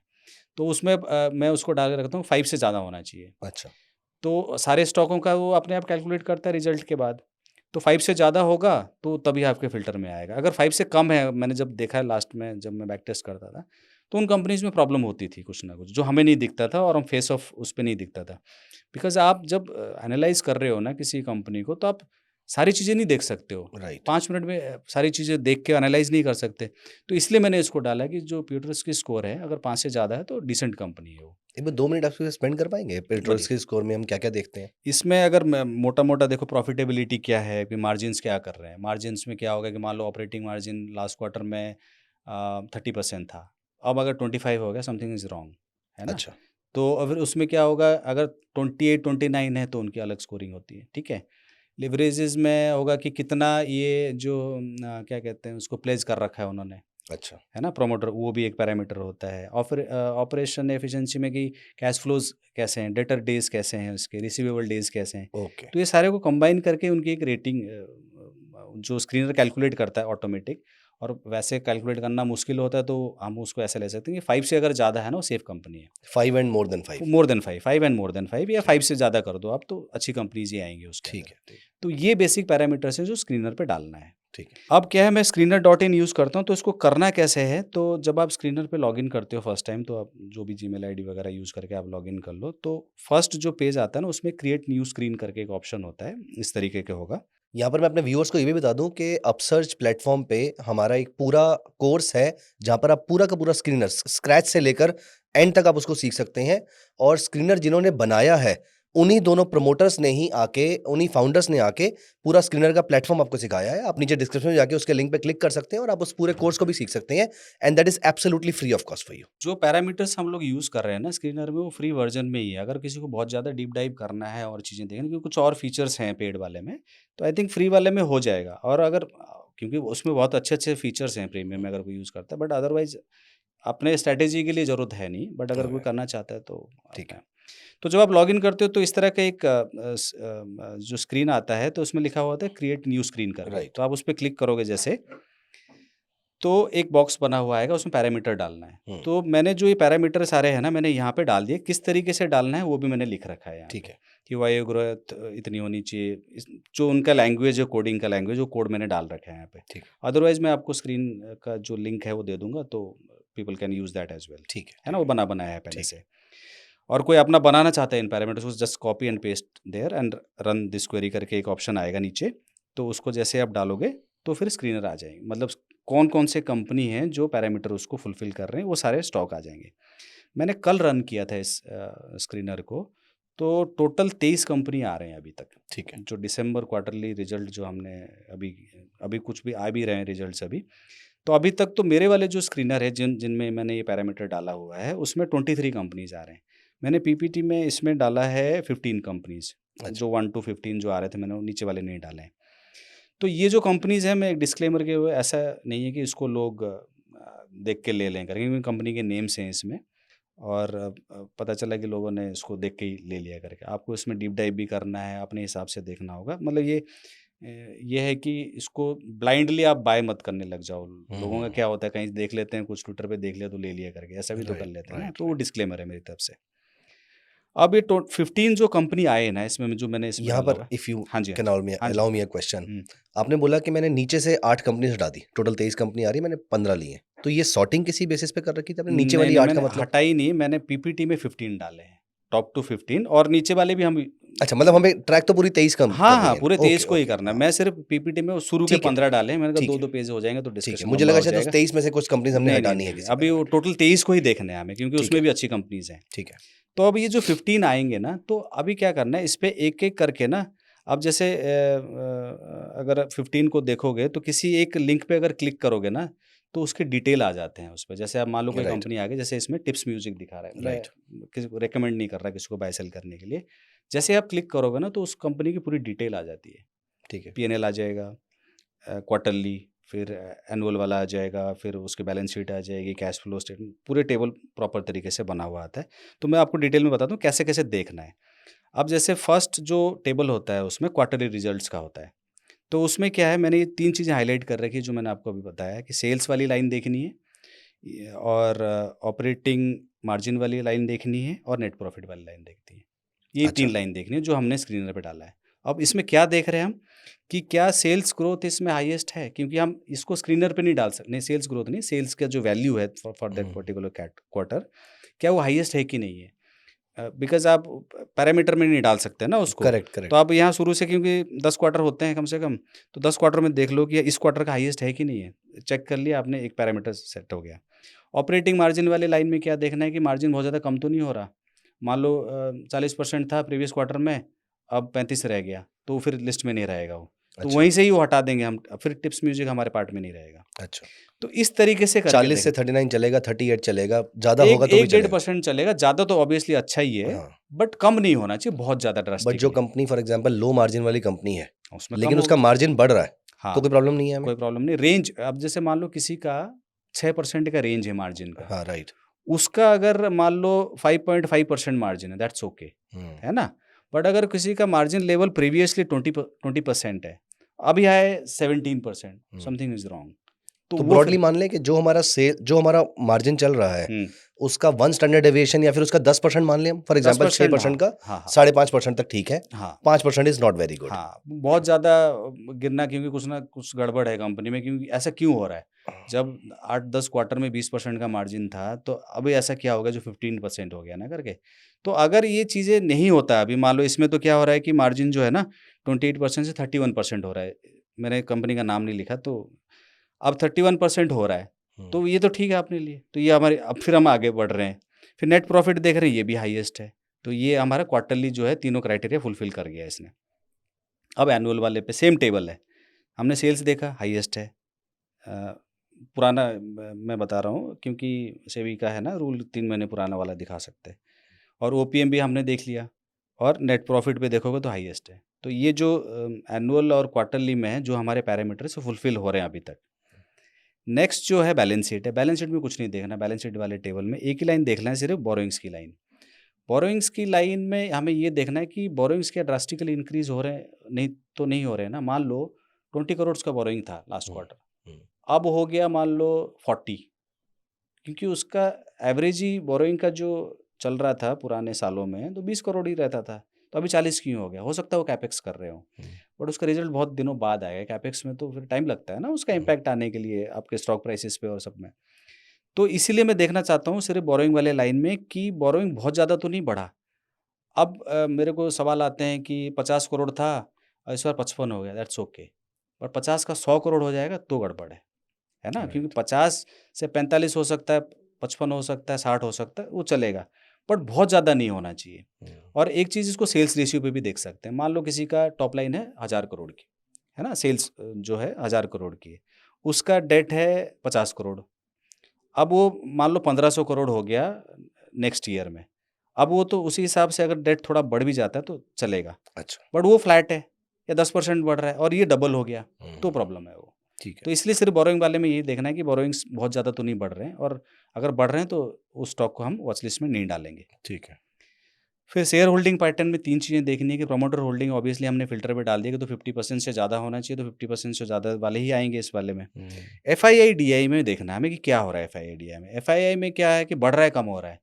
अब मान लो 6% था पिछले क्वार्टर में, जून मतलब इस डेटा के हिसाब से जून क्वार्टर में मान लो अगर 6% एफआईआई होल्डिंग थी, अब 2 रह गया, बट फ़िल्टर के हिसाब से तो आ गया होगा वो। बट एफआईआई होल्डिंग कम हुई है ना, 4% कम हो गया, किसने लिया? वो देखना है हमें। अगर उसको डीआईए ने लिया है दैट्स ओके। अगर प्रमोटर ने उतने से प्रमोटर का बढ़ गया तब भी ठीक है। बट अगर पब्लिक के पास जाता है या ऐसा कुछ होता है तब उसको हम नहीं लेंगे। अच्छा। अब मान लो शुरू के हमने 2-3 टेबल देख लिए, सब हमारे क्राइटेरिया फुलफिल कर रहे हैं और यहाँ पे नहीं हो रहा है, तो यहीं से वो स्टॉक हट जाएगा, वॉच लिस्ट में नहीं आएगा वो। और जो सारे ये सारे क्राइटेरिया फुलफिल कर रहे होंगे वो मेरी वॉच लिस्ट के वो अंदर आ वॉच लिस्ट में आ जाएगा। सिंपल यही है कि हमने क्या करना है, स्क्रीनर पे जो आया, ये जो मैंने अंडरलाइन करी हुई हैं चीज़ें, इन्हीं को देखना है कि ग्रोथ तो हमने पहले ही स्क्रीनर पे डाल दी, 10% ज़्यादा हो तो वैसे ही ऑब्वियसली आएगा। हाईएस्ट है कि नहीं है, ये सब देख लेना है। और दूसरा बोरोइंग बढ़ रहा है, नहीं बढ़ रहा है, देख लेना है। और एफआईआई और डीआई की अगर होल्डिंग है, उनको ये देखो कि अगर कम हो रहा है तो उसको लिया किसने है? पब्लिक के पास जा रहा है या प्रमोटर ले रहा है या आपस में ही स्विच कर रहे हैं? आपस में स्विच कर रहे हैं इज़ ओके, बट अगर पब्लिक के पास जा रहा है we can skip that company, फिर ठीक वो है। अपने लिस्ट में नहीं होगा। ठीक है। अब नाउ टेक्निकल पैरामीटर, तो अब इस तरीके से जो मैंने दिखाया है ना। अब ऐसा करके मान लो 23 कंपनीज हमारी लिस्ट में आई थी हाँ सबसे जी, पहले, हाँ जी। तो कितनी कंपनीज नॉर्मली आप नोटिस करते हैं, कितनी परसेंट ऑफ कंपनीज आपकी एक्चुअल वॉच लिस्ट में रह जाती है फिर? मेरे पास अगर इस फ़िल्टर की बात करूँ तो 5 से 6 रह जाती है। अच्छा, कभी-कभी 23 से 15, 16, 17 के आसपास गायब हो जाती हैं आपके हाँ, यहाँ से। क्योंकि अच्छा। आप क्या होगा ना, जैसे एक-एक करके देखोगे, किसी एक में जाके देखोगे ना, तो उसमें ओपीएम गिर गया होगा। राइट। किसी में होगा कि एफआईआई ने बेच दी और लिया पब्लिक ने, हम्म। प्रमोटर ने लिया। तो किसी न किसी में कोई ना कोई प्रॉब्लम होगी। वो होगी तो लिस्ट में नहीं होगा। जो सारे क्राइटेरिया फुलफिल करेगा, वो जाके वॉच लिस्ट में रहेगा। तो ऐसे सिर्फ 5, 6, 7 5, कंपनीज 6, हैं। 7 ही रहेंगी ज़्यादा से ज़्यादा। फिर 5, 6, 7 को ये नहीं कि अगर 5 से 7 आ गया तो तुमने ट्रेड करना है उसको। वॉच लिस्ट पे रखा है आपने, देखना है उसको डेली 5 मिनट बस।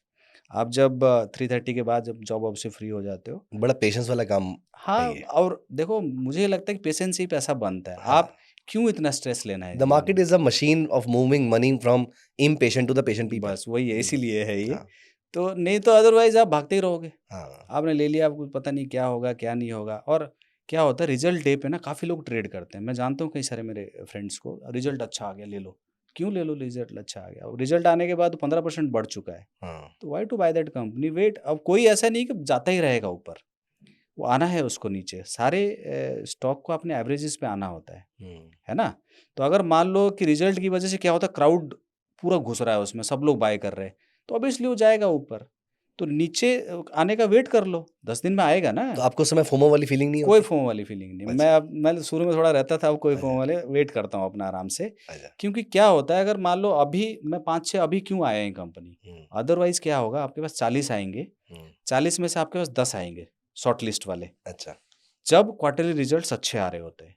अभी अगर लास्ट के 2 क्वार्टर देखोगे ना, आपके रिजल्ट्स अच्छे नहीं आ रहे। अगर कंपनीज़ के आप क्वार्टरली रिजल्ट्स नोट करो लास्ट 2 क्वार्टर्स के, इतने अच्छे नहीं आ रहे। तो इसलिए स्क्रीनर पे भी नंबर ऑफ स्टॉक्स कम आ रहे हैं, और फिर जब शॉर्ट लिस्ट करते हो तो उसमें भी 5-6 ही रह कम आ रही जाती है। है। हाँ। बट जब पीक पीरियड होता है, जब अच्छे रिजल्ट्स आ रहे होते हैं, आपको 10-12 मिल जाएँगे। और आपको एक साथ नहीं लेना है ना आपके पोर्टफोलियो में, आपको 1-2 ही लेना है। तो आपने 10 देखा हुआ है, आज 1 आया है नीचे किसी वजह से, कोई भी आजकल न्यूज़ आ जाते गिर जाते हैं, तो आपने 1 ले लेना है। फिर उसके बाद आप देखते हो 2-3 दिन बाद फिर एक कोई मिल गया, फिर 1 ले लो। अच्छा, नीचे आने पर कोई क्राइटेरिया है हमारा कि हमें मैं यहाँ पर बाय टेक्निकल करना है, है? मैं अच्छा, यूज़ वो करता हूँ, टेक्निकल यूज क्योंकि करेंगे। अदरवाइज़ मैं तो प्राइस को भी देख के ले लेता हूँ।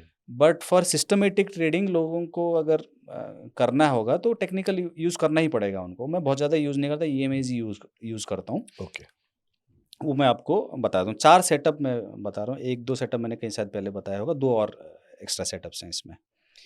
एक तो क्या है कि ईएमआई वाली जो है स्ट्रैटेजी यूज़ करता हूँ मैं। इस वाले स्ट्रैटेजी में मैंने क्या करा हुआ है कि 10 ईएमआई लगा रखे हैं मैंने। अच्छा। हाँ, 10, 20, 30 ऐसे करके 100 तक ईएमआईज़ लगे हुए हैं। हर 10 दिन के गैप 10 के गैप में। 10 to 100 तो इसलिए लगाता हूँ मैं क्योंकि मैं ना ट्रेंड देखना चाहता हूँ। कई सारे स्टॉक ऐसे होंगे ना तो सबके ईएमआई ना एक लाइन पे चल रहे होंगे ऐसे, है ना? सब एक दूसरे के ऊपर और ऐसे चल रहे होंगे। वो बहुत अच्छा सेटअप मानता हूँ मैं। कई ऐसे होंगे जो जिगजैग होता है। तो अगर जब इतने सारे ईएमआई लगाओगे ना तो जिगजैग वाला पैटर्न दिख जाएगा आपको। क्योंकि 2 लगाओगे ना तो फिर कहीं काट रहा होगा, कहीं ऊपर जा रहा होगा, नीचे आ रहा होगा। तो इसलिए मैं 10 लगा के रखता हूँ। और वो 10 क्या होता है जब रिट्रेस हो रहा होता है अपने हाई से स्टॉक, तो वो ना क्या आपस में ना मिल जाते हैं सारे कन्वर्ज कर ईएमआई। जाते हैं वो that is very good setup to enter. अच्छा मुझे ऐसा लगता है क्योंकि मैं पास्ट अगर देखूँ तो जब ऐसा हुआ है किसी हाई ग्रोथ स्टॉक की कंपनी में, वहाँ पे जो आपका एसएल भी कम होगा और वहाँ पे चांसेस ऑफ बीइंग राइट अच्छा होगा आपका। तो इसीलिए मैं सारे यूज़ करता हूँ for to see that squeeze मतलब हो रहा है नहीं हो रहा है इस कंपनी में। और इस वाले जो मैं ये सेटअप की बात कर रहा हूँ, इसमें क्या कर रहा है कि मैंने 10 अगर लगा रखे हैं तो इसको क्यों लगा के देखता हूँ मैं पुराना देखता रहता हूँ कि ये वाला जो पर्टिकुलर स्टॉक है जो मेरे वॉच लिस्ट में है, कौन से ईएमआई से ये बाउंस मारता है। अच्छा क्योंकि आप देखोगे कोई-कोई स्टॉक अगर आप तो करते हो ट्रेडिंग तो आपको पता होगा। तो कई स्टॉक ऐसे होगा ना हमेशा से लास्ट 3-4 बार देखोगे पुराना हिस्टोरिकली तो 20 ईएमआई से ही वो मारते हैं हमेशा, बाउंस मारेंगे। यस कुछ होंगे 10 से करेंगे, कोई स्पेसिफिक रूल नहीं है कि नहीं 20 पे आएगा तो बाय कर लेंगे। मेरे को सवाल आते हैं कि 20 पे आएगा आ गया तो ले लें, ऐसा नहीं है। आप ये देखो वो स्टॉक कैसे बिहेव करता है ना? हिस्टोरिकली उसने कैसे बिहेव हर किया है। स्टॉक की अपनी एक चाल होती है अपनी उस चाल चाल को होती नोटिस है। कर लीजिए कोई अगर बहुत हाई ग्रोथ स्टॉक होगा ना वो 10 से ही बाउंस मारेगा हमेशा। यस वो यस आएगा नहीं 50 पे कभी। हाँ और कोई-कोई क्या होते हैं कि 50 पे ही आके आना होता है उनको। अब मान लो कोई आपने स्टॉक शॉर्ट लिस्ट कर दी, वो भाग रहा है। अब 10 के ऊपर है, बट आपने पुराना देखा कि 20 तक आता है हमेशा ये या 20 पे आके बाउंस मारता है। तो आप वेट करोगे ना कि 20 पे आएगा करेक्ट तब हम एंटर करेंगे। That's correct good level to enter.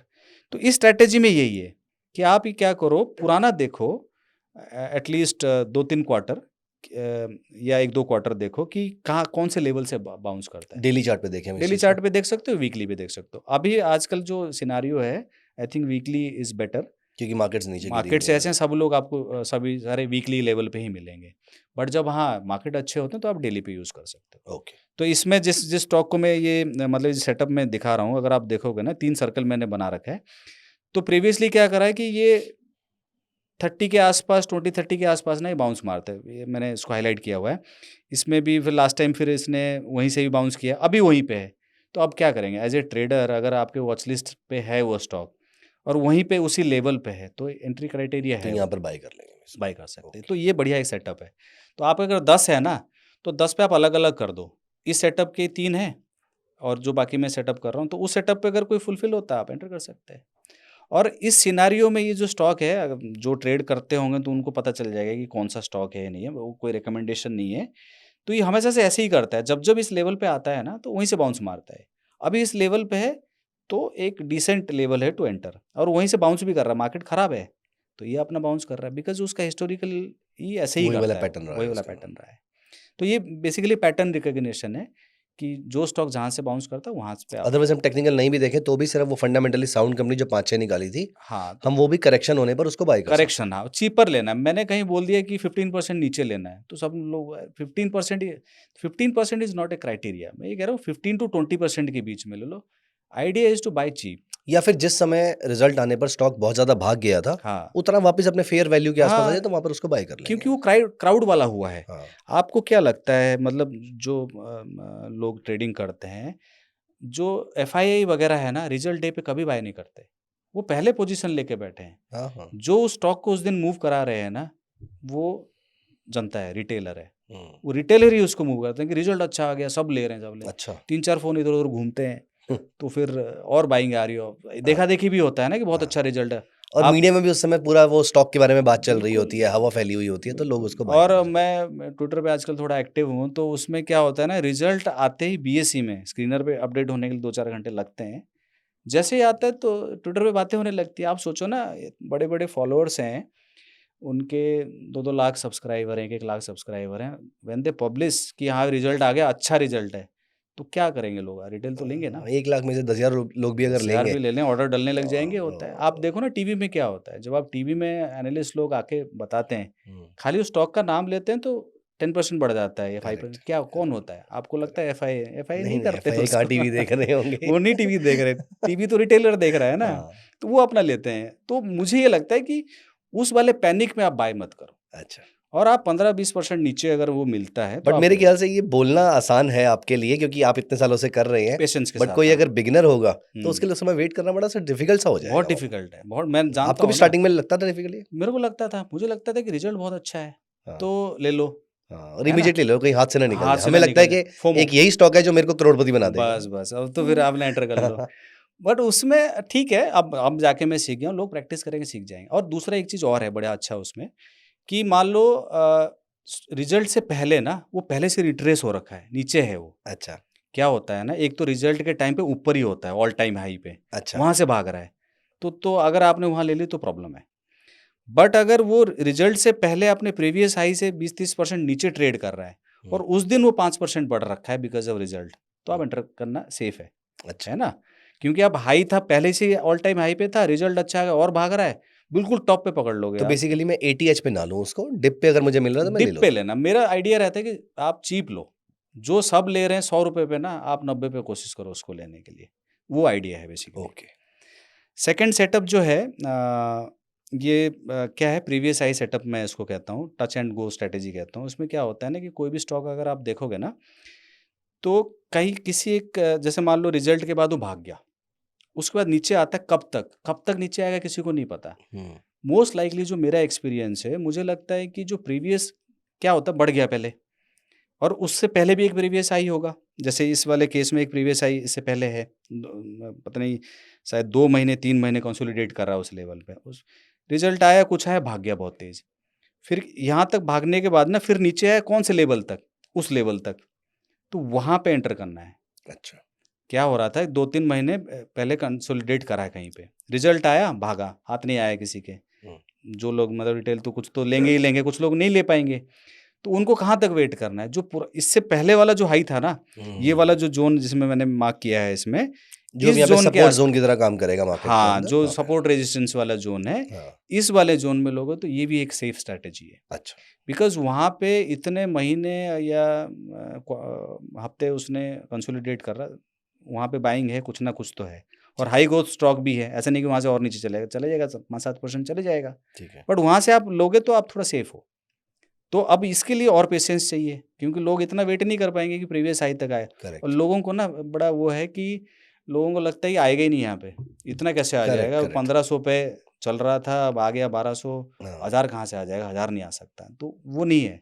आप अगर इस स्ट्रैटेजी को फॉलो कर रहे हो, आप होल्ड करो, बट ये आपको अच्छा देके जाएगा। बट कुछ स्टॉक तो आपके मिस हो जाते होंगे इस वाले बिल्कुल थॉट होते हैं, प्रोसेस से। बिल्कुल होते हैं। बट उसके बारे में आप नहीं सोचते। मैं नहीं सोचता, अगर मेरे हाथ में नहीं आए तो कई ऐसे स्टॉक होते हैं मेरे अच्छे वॉच लिस्ट में आ गए, मैं वेट कर रहा हूँ लेने के लिए, वो आते ही नहीं नीचे। अच्छा। तो मैं उसको लेके फिर फोमो में नहीं आता, यार मेरे से मिस हो गया, और है ना, क्या दिक्कत है? हाँ, दैट कम्स विद एक्सपीरियंस। हाँ, क्योंकि बिकॉज़ आप उसको चेज़ करने से अच्छा मैं सोचता हूँ कि सस्ता लो, अपना बैठे हाँ। रहो। थर्ड जो स्ट्रैटेजी है इसमें जो 15% वाला स्ट्रैटेजी मैं कह रहा था, इसमें क्या होता है कि जैसे मान लो रिज़ल्ट आया, उसके बाद भाग गया स्टॉक, 20-30% भाग गया, है ना? वहाँ से अगर वो रिट्रेस होता है, जो आप भी बोल रहे थे कि जो प्रीवियस लेवल था वहाँ तक आ जाए, या फिर आपने जो रिज़ल्ट के बाद जो भागा है, जो हाई तक पहुँचा है, वहाँ से गिर के अगर, जैसे मान लो इस वाले में क्या हुआ था, रिज़ल्ट डिक्लेयर हुआ, उसके बाद 25% भाग गया वो। अच्छा। ये डेली चार्ट है ये। तो डेली चार्ट में क्या होगा कि जैसे रिज़ल्ट, ये ई लिखा हुआ होता है ना ट्रेडिंग व्यू में, हाँ। जैसे ई लिखा होता है, इस वाले डे पे रिज़ल्ट डिक्लेयर हुआ, वहाँ से 25% भागा। उसके बाद क्या हुआ, ये गिरा, 15% तक आया, 20%, अभी तो और भी नीचे है, अच्छा। 30-40%, क्योंकि मार्केट ही ऐसा है। अच्छा। ये स्ट्रैटेजी में बोल रहा हूँ मैं, स्टॉक के बारे में नहीं बोल रहा हूँ। क्या होता है ना, आपने एसएल नहीं लगाया होता तो इसमें लॉस होता आपको, हाँ। है ना? तो अगर मान लो रिजल्ट के बाद जो भी हाई मार दिया ना उसने, वहाँ से अगर 20% नीचे गिर गया ना वो, 15 से 20% के रेंज में, वो सेफ बेट है लेने के लिए। अगर मान लो प्रीवियस हाई वाला भी फॉलो नहीं कर रहे हो, जो मैं इससे पहले वाली स्ट्रैटेजी बोली, या इससे पहले वाली भी नहीं कर रहे हो, तो ये भी एक स्ट्रैटेजी, आपको लगता है कि मैं हाथ नहीं आएगा मेरा करके। तो जैसे यहाँ पर एक स्टॉक 25% ऊपर गया, हाँ, वहाँ से 15% नीचे भी आ हाँ। गया, मैंने उसको ले लिया। हुँ, आज की डेट में आप उसको कह रहे हैं वो 30-40% भी नीचे है हुँ, और मेरा स्टॉक स्पेसिफिक कोई स्टॉप लॉस है भी नहीं, हाँ, तो मैं इसको होल्ड करके बैठा रहूँगा। बिल्कुल बैठ सकते हो, अगर आपने पोर्टफोलियो बनाया है और इक्वली डिवाइड किया है। अच्छा। अगर आपने ऐसे नहीं किया तो 8% लॉस में निकलो आप।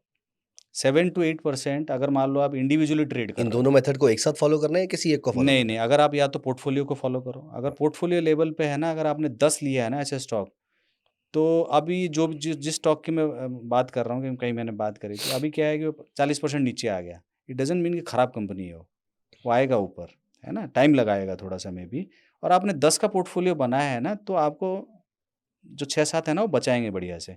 इसमें लॉस भी होगा तो पोर्टफोलियो लेवल पे 10-12% पे निकल जाओ आप, है? है ना? बट अगर आप कर रहे हो स्टॉक वाला स्पेसिफिक, तो फिर गड़बड़ है। तब आपको एसएल लेना होगा। 8% का एसएल मुझे लेना 8 टू 10% इज़ द मैक्स। उसके ऊपर नहीं जाना चाहिए। ये नहीं कि नहीं बहुत अच्छा स्टॉक है, तो ये स्टॉप लॉस हम प्रकाश सिस्टम ने में लगा के रखें या इसको मार्केट को ट्रैक करें फिर हम? आई थिंक स्विंग ट्रेडर तो कहाँ इतना टाइम दे पाते। जैसे मैं जॉब पे हूँ, अगर मेरे को ऐसे इंडिविजुअल ट्रेड लेना हो तो मैं लगा के रखूँगा। अच्छा, जबकि ये मिथ है पता नहीं सच्चाई है कि स्टॉप लॉस सबको दिख जाता है, स्टॉप लॉस हंट हो जाता है। अगर आपको लगता है ना स्टॉप लॉस यहाँ हंट हो जाता है तो 1% नीचे रख दो। अगर आपको ऐसा लगता आपका है, आपका इस बारे में क्या थॉट है वैसे? देखो मैं आजकल ना पोर्टफोलियो लेवल पे करता हूँ। मैं स्टॉक लेवल पे करा है मैंने, बट मैं लगा के रखता हूँ अपना। नहीं, नहीं, आपका इस बारे में क्या थॉट है कि स्टॉप मुझे लॉस कोई लगता हंट है कर रहा है उस मुझे चीज़ का? लगता है करते हैं, हंट करते हैं बिल्कुल। जो अच्छा, बिगर प्लेयर्स हैं, ऐसे नाम-वाम तो नहीं लेना चाहिए। तो वो लोग उन लोगों को पता चल जाता है कि रिटेल तो नहीं पता चलता उनको, उनको ये पता चल जाता है कि एसएल कहाँ है ज़्यादा। अच्छा, जो क्योंकि मैं इन्वेस्टमेंट बैंकर्स के साथ भी काम किए हैं मैंने, और मेरे कलीग्स हैं, कुछ दोस्त वगैरह सब इस तरह की चीज़ों में हैं। तो है कुछ मतलब रिटेल अच्छा, को नहीं पता चलेगा। जहाँ पे सारे ये कहना है कि जहाँ पे सारे एसएल लगाते हैं ना, वहाँ पे उनका बाइंग पॉइंट होता है। अच्छा, तो ये है, स्टॉक के साथ भी हो सकता है, इंडेक्स के साथ भी हो सकता है। अब ठीक है ना, हम उनसे तो नहीं लड़ सकते। हम अपना तो कर ही सकते हैं ना कि हाँ, ठीक है भैया हमारा इतना लॉस है, हम 10% में निकल लेंगे। और आप जॉब करते हो, आपने नहीं लगाया तो फिर तो कुछ भी हो सकता है ना। राइट। ये कभी मिथ में नहीं और रहने। एनीवेज़ हम मिड कैप और स्मॉल कैप स्टॉक्स में है तो वो जो कितना नीचे जा सकते हैं कोई 10% आइडिया भी एक नहीं है दिन उस चीज़ का। 20% भी गिर जाते हैं। हाँ, तो इसलिए इस वाले मिथ में नहीं रहना चाहिए कि नहीं स्क्रीनर पे आ गया और मैंने देख लिया सारी चीज़ें हैं तो मैं इस पे एसएल नहीं लगाऊँगा, अगर इंडिविजुअली ट्रेड कर रहे हो। आप डाइवर्सिफ़ाइड हो 10 कंपनी में, तब इट्स ओके।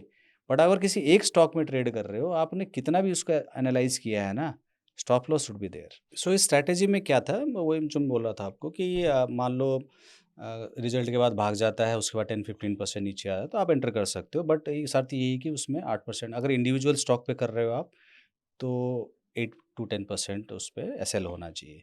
और दूसरा, जब इस वाले स्ट्रैटेजी में अगर जैसे एंटर कर रहे हो आप, जैसे मैंने यहाँ पे एक बाय ज़ोन बता रखा है कि 15 से 20% नीचे आ गया तो वहाँ से ले सकते हैं।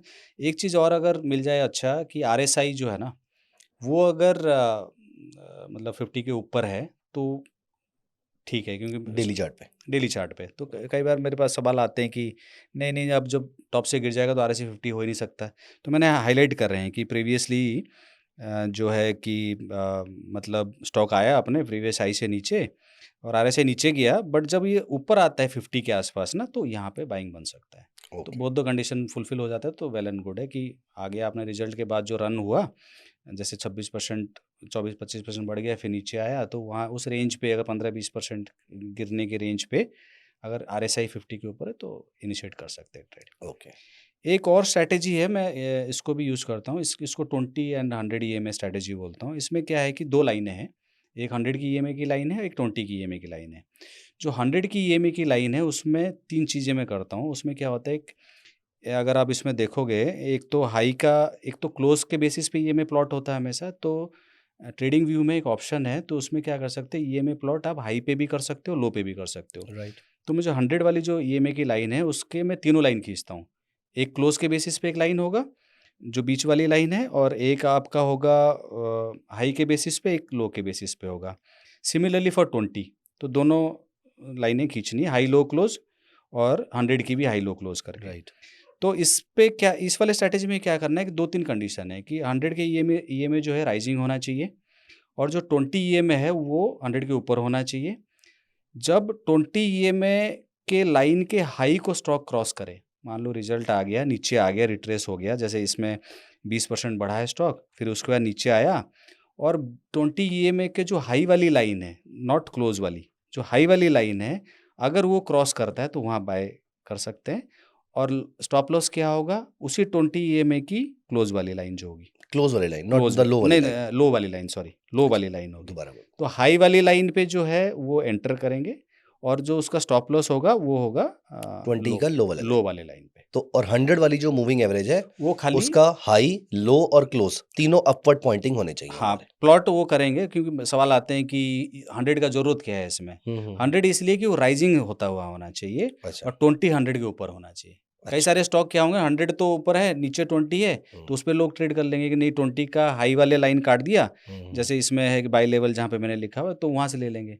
तो इसलिए मैंने 120 को लगाया। तो मैं इसको रिपीट कर देता हूँ हाँ टू जी, अवॉइड एनी कंफ्यूजन हाँ जी। कि हमारी जो 20 वाली तीनों लाइंस हैं हुँ, वो 100 वाली लाइंस के ऊपर होनी चाहिए हमारी, हाँ, और 100 वाली जो लाइन है वो हमारी अपवर्ड पॉइंटिंग होनी हाँ, चाहिए। राइज़िंग होनी चाहिए। And now when the stock closes above और the stock trades above hmm, the high वाली लाइन ऑफ 20, हुँ, तो यहाँ पर हम उसको बाय कर लेंगे। बिल्कुल। और उसका ओके, उस टाइम पे एसएल क्या होगा जो 20 20 का का लो वाला लाइन है लो हमारा। वाली लाइन होगा। ठीक तो है। ये 4 स्ट्रैटेजी है।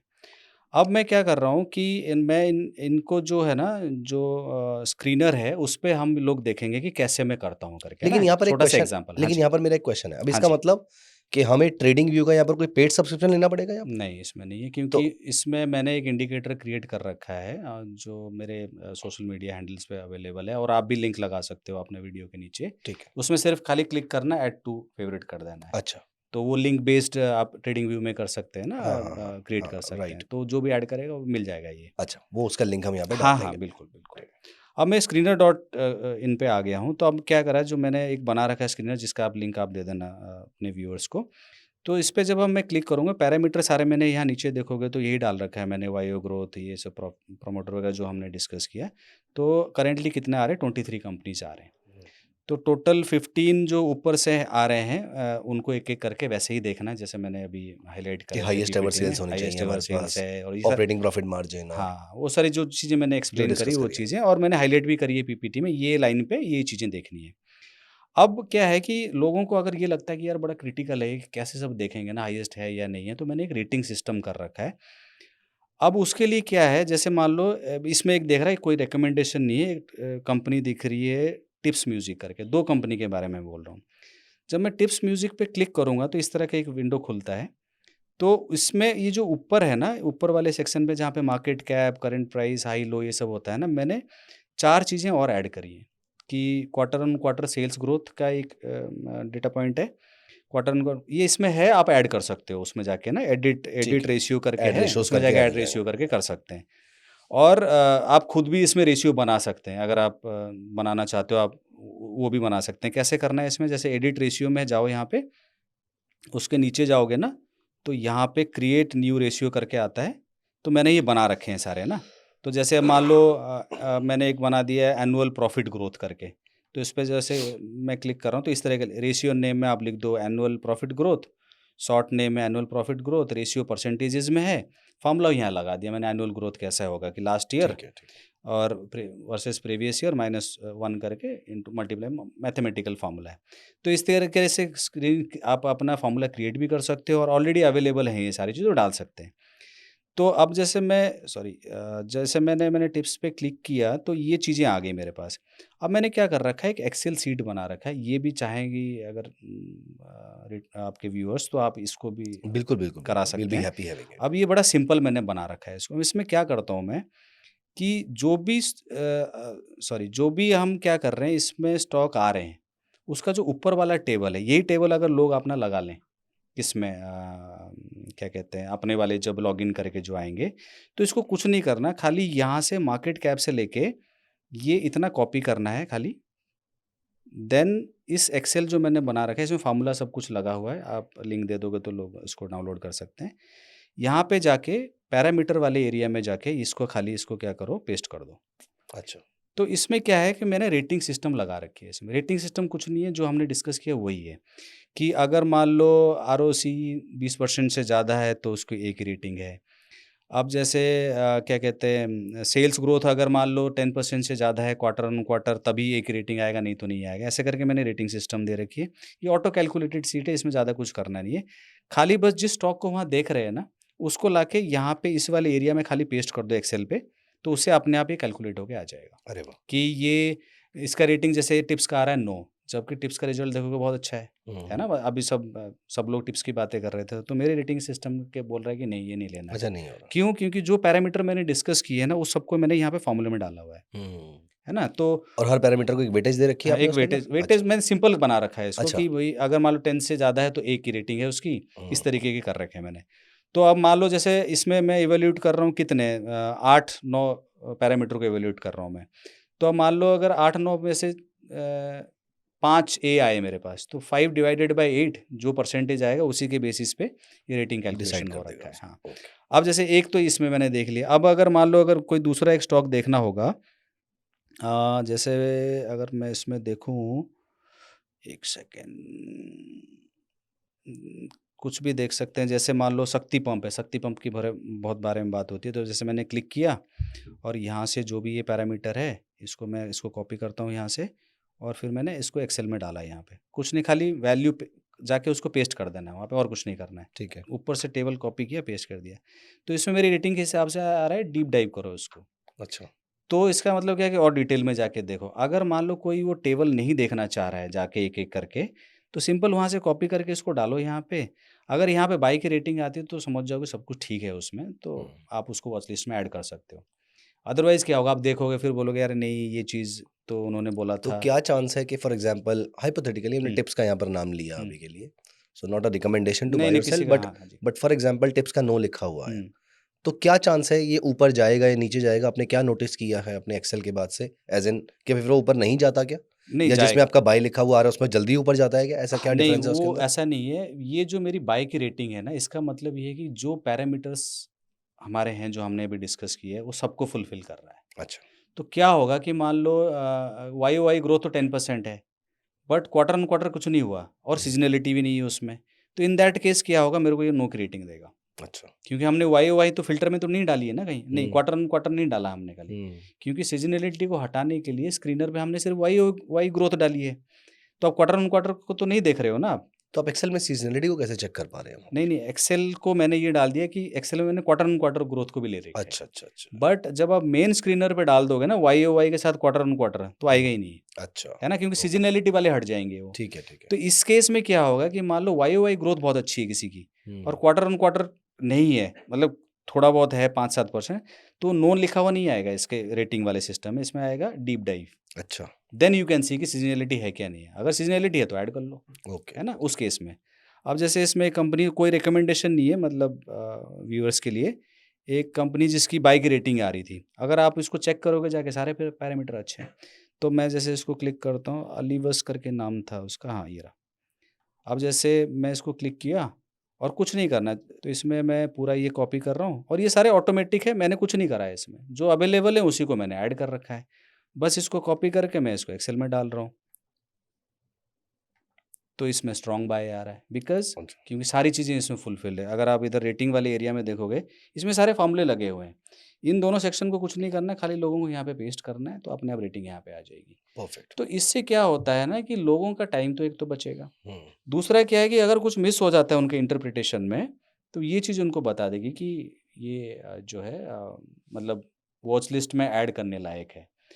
तो अगर पूरा समराइज़ करें, हमने पहले स्क्रीनर को अपने पैरामीटर डाले, जो आए हमारे स्क्रीनर, जैसे अभी 22-23 स्टॉक आ रहे हैं, तो उसको अगर आपको डिटेल में नहीं देखना, अगर 23 मुझे नहीं देखना है, हम्म। तो आप एक क्लिक करो उस पे, ऊपर वाला जो टेबल जैसे मैंने अभी कॉपी पेस्ट किया, उसको खाली कॉपी करो, इस वाले सेक्शन में लाके आप इसको पेस्ट कर दो, तो यहाँ पे स्ट्रॉन्ग बाय आ जाएगा, तो ज़्यादा डीप डाइव करने की ज़रूरत नहीं है, उसको लेके डाल दो वॉच लिस्ट में। और उसके ऊपर हम टेक्निकल चेक करना शुरू कर उसके बाद देंगे, वो 4 किसी जो भी एक मैंने, पैरामीटर के ऊपर हाँ, हम जो उसको चेक 4 कर देंगे। स्ट्रैटेजी मैंने अभी डिस्कस किया, उसमें से कोई भी यूज़ कर सकते हैं और ज़रूरी नहीं कि यही करो, तुम अपना कर लो। हम्म। तुम्हें स्टॉक अच्छा मिल गया क्योंकि और टेक्निकल का तो सिर्फ 20% रोल है हाँ, आपके 20% अकॉर्डिंग। रोल है। अब किसी को कोई टेक्निकल अच्छा लगता है कि मैं क्रॉसओवर पे लेता हूँ या कुछ लेता हूँ, तो वैसे ले सकता है। तो इससे क्या होगा कि आपका टाइम थोड़ा और बचेगा और आपको जो क्या होता है एनालिटिकल जो इंटरप्रिटेशन है ना, उस पे ज़्यादा डिपेंडेंट नहीं रहना पड़ेगा। आप देख रहे हो, पता चला कुछ मिस हो गया। फॉर्मूले से तो नहीं मिस हो सकता ना, तो इसीलिए मैंने इसको सिंपल बनाने के लिए इस तरीके से करा है। तो सिंपल खाली इसको डालो, इसमें जो मुझे यहाँ पे स्क्रीन पे दिख रहे हैं, लोग इसको आराम से डाल सकते हैं।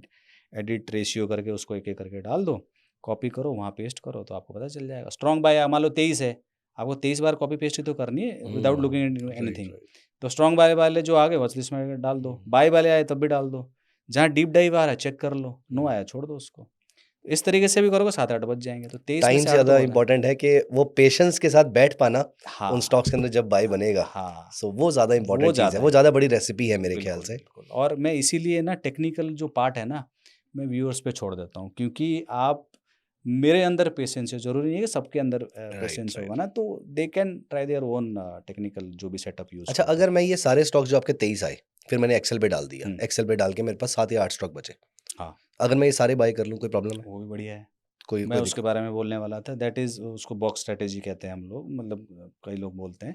तो उसमें क्या 8 आ गए, आपको उसी दिन फिर आप बायस्ड मत होना है, कि या तो आप ये वेट करो आज वो सारे 5% नीचे है, 10% ऊपर है, फ़र्क नहीं पड़ता। मैंने सारे के सारे 7-8 स्टॉक परचेज़ कर लिए, हाँ, बॉक्स में स्ट्रॉन्ग बंद करके। बिल्कुल, स्ट्रॉक स्टॉक मतलब स्ट्रॉन्ग वाले बाय वाले आ गए हाँ, या बाय वाले हैं 6-7 आ गए, तो आप उनको ले लो और प्रेफ़र करो कि जिस दिन थोड़ा डाउन डे है ना, उस दिन 5-6 को उठाओ एक हुँ, साथ हुँ। और इक्वली डिस्ट्रीब्यूशन होना चाहिए। ये नहीं कि तुम्हें कोई इनमें इसका से नाम एक सुन रखा था, पसंद है ये तो एक्स्ट्रा इसको परचेज़ ज़्यादा कर डाल दो। लिया उसका। हाँ, सब पे हाँ, एक इक्वल रिस्क और लो। फिर पूरे के पूरे बॉक्स का, पूरे के पूरे पोर्टफ़ोलियो का 15% का टारगेट लगा दिया और 15 फॉर से नहीं एग्ज़ाम्पल 10। 12 भी अगर आप कमा लेते हो हाँ, 2-3 नहीं महीने में, इट्स बहुत अच्छी वेरी बात, गुड बहुत रिटर्न अच्छी ना। रेट। हाँ, 10-12% इज़ 2 हाँ, महीने वेट करो और कुछ करना नहीं है तुमको। हाँ, हाँ। और उसमें ये ज़रूर नहीं करना कि जो प्रॉफ़िट आ रहा है उसको तुम काट दो और जो लॉस आ रहा है उसको लेके होल्ड करना, वो नहीं वो नहीं करना है। करना, बॉक्स को बॉक्स की तरह बॉक्स एग्ज़िट की करना तरह ही है, करना बॉक्स है। की तरह एंट्री करना है। बस, बस। आप एंट्री भी ऐसे ही करो, एग्ज़िट भी एक और साथ। एग्ज़िट का स्टॉप लॉस क्या रहेगा पूरे बॉक्स का? 8-9% के आसपास का? 10% कर लो, अगर 10% आता है आपको हुँ, 2 ढाई महीने में, it's very good kind of return. आप कंपाउंडिंग पे सोचो और ये स्टॉक हुँ,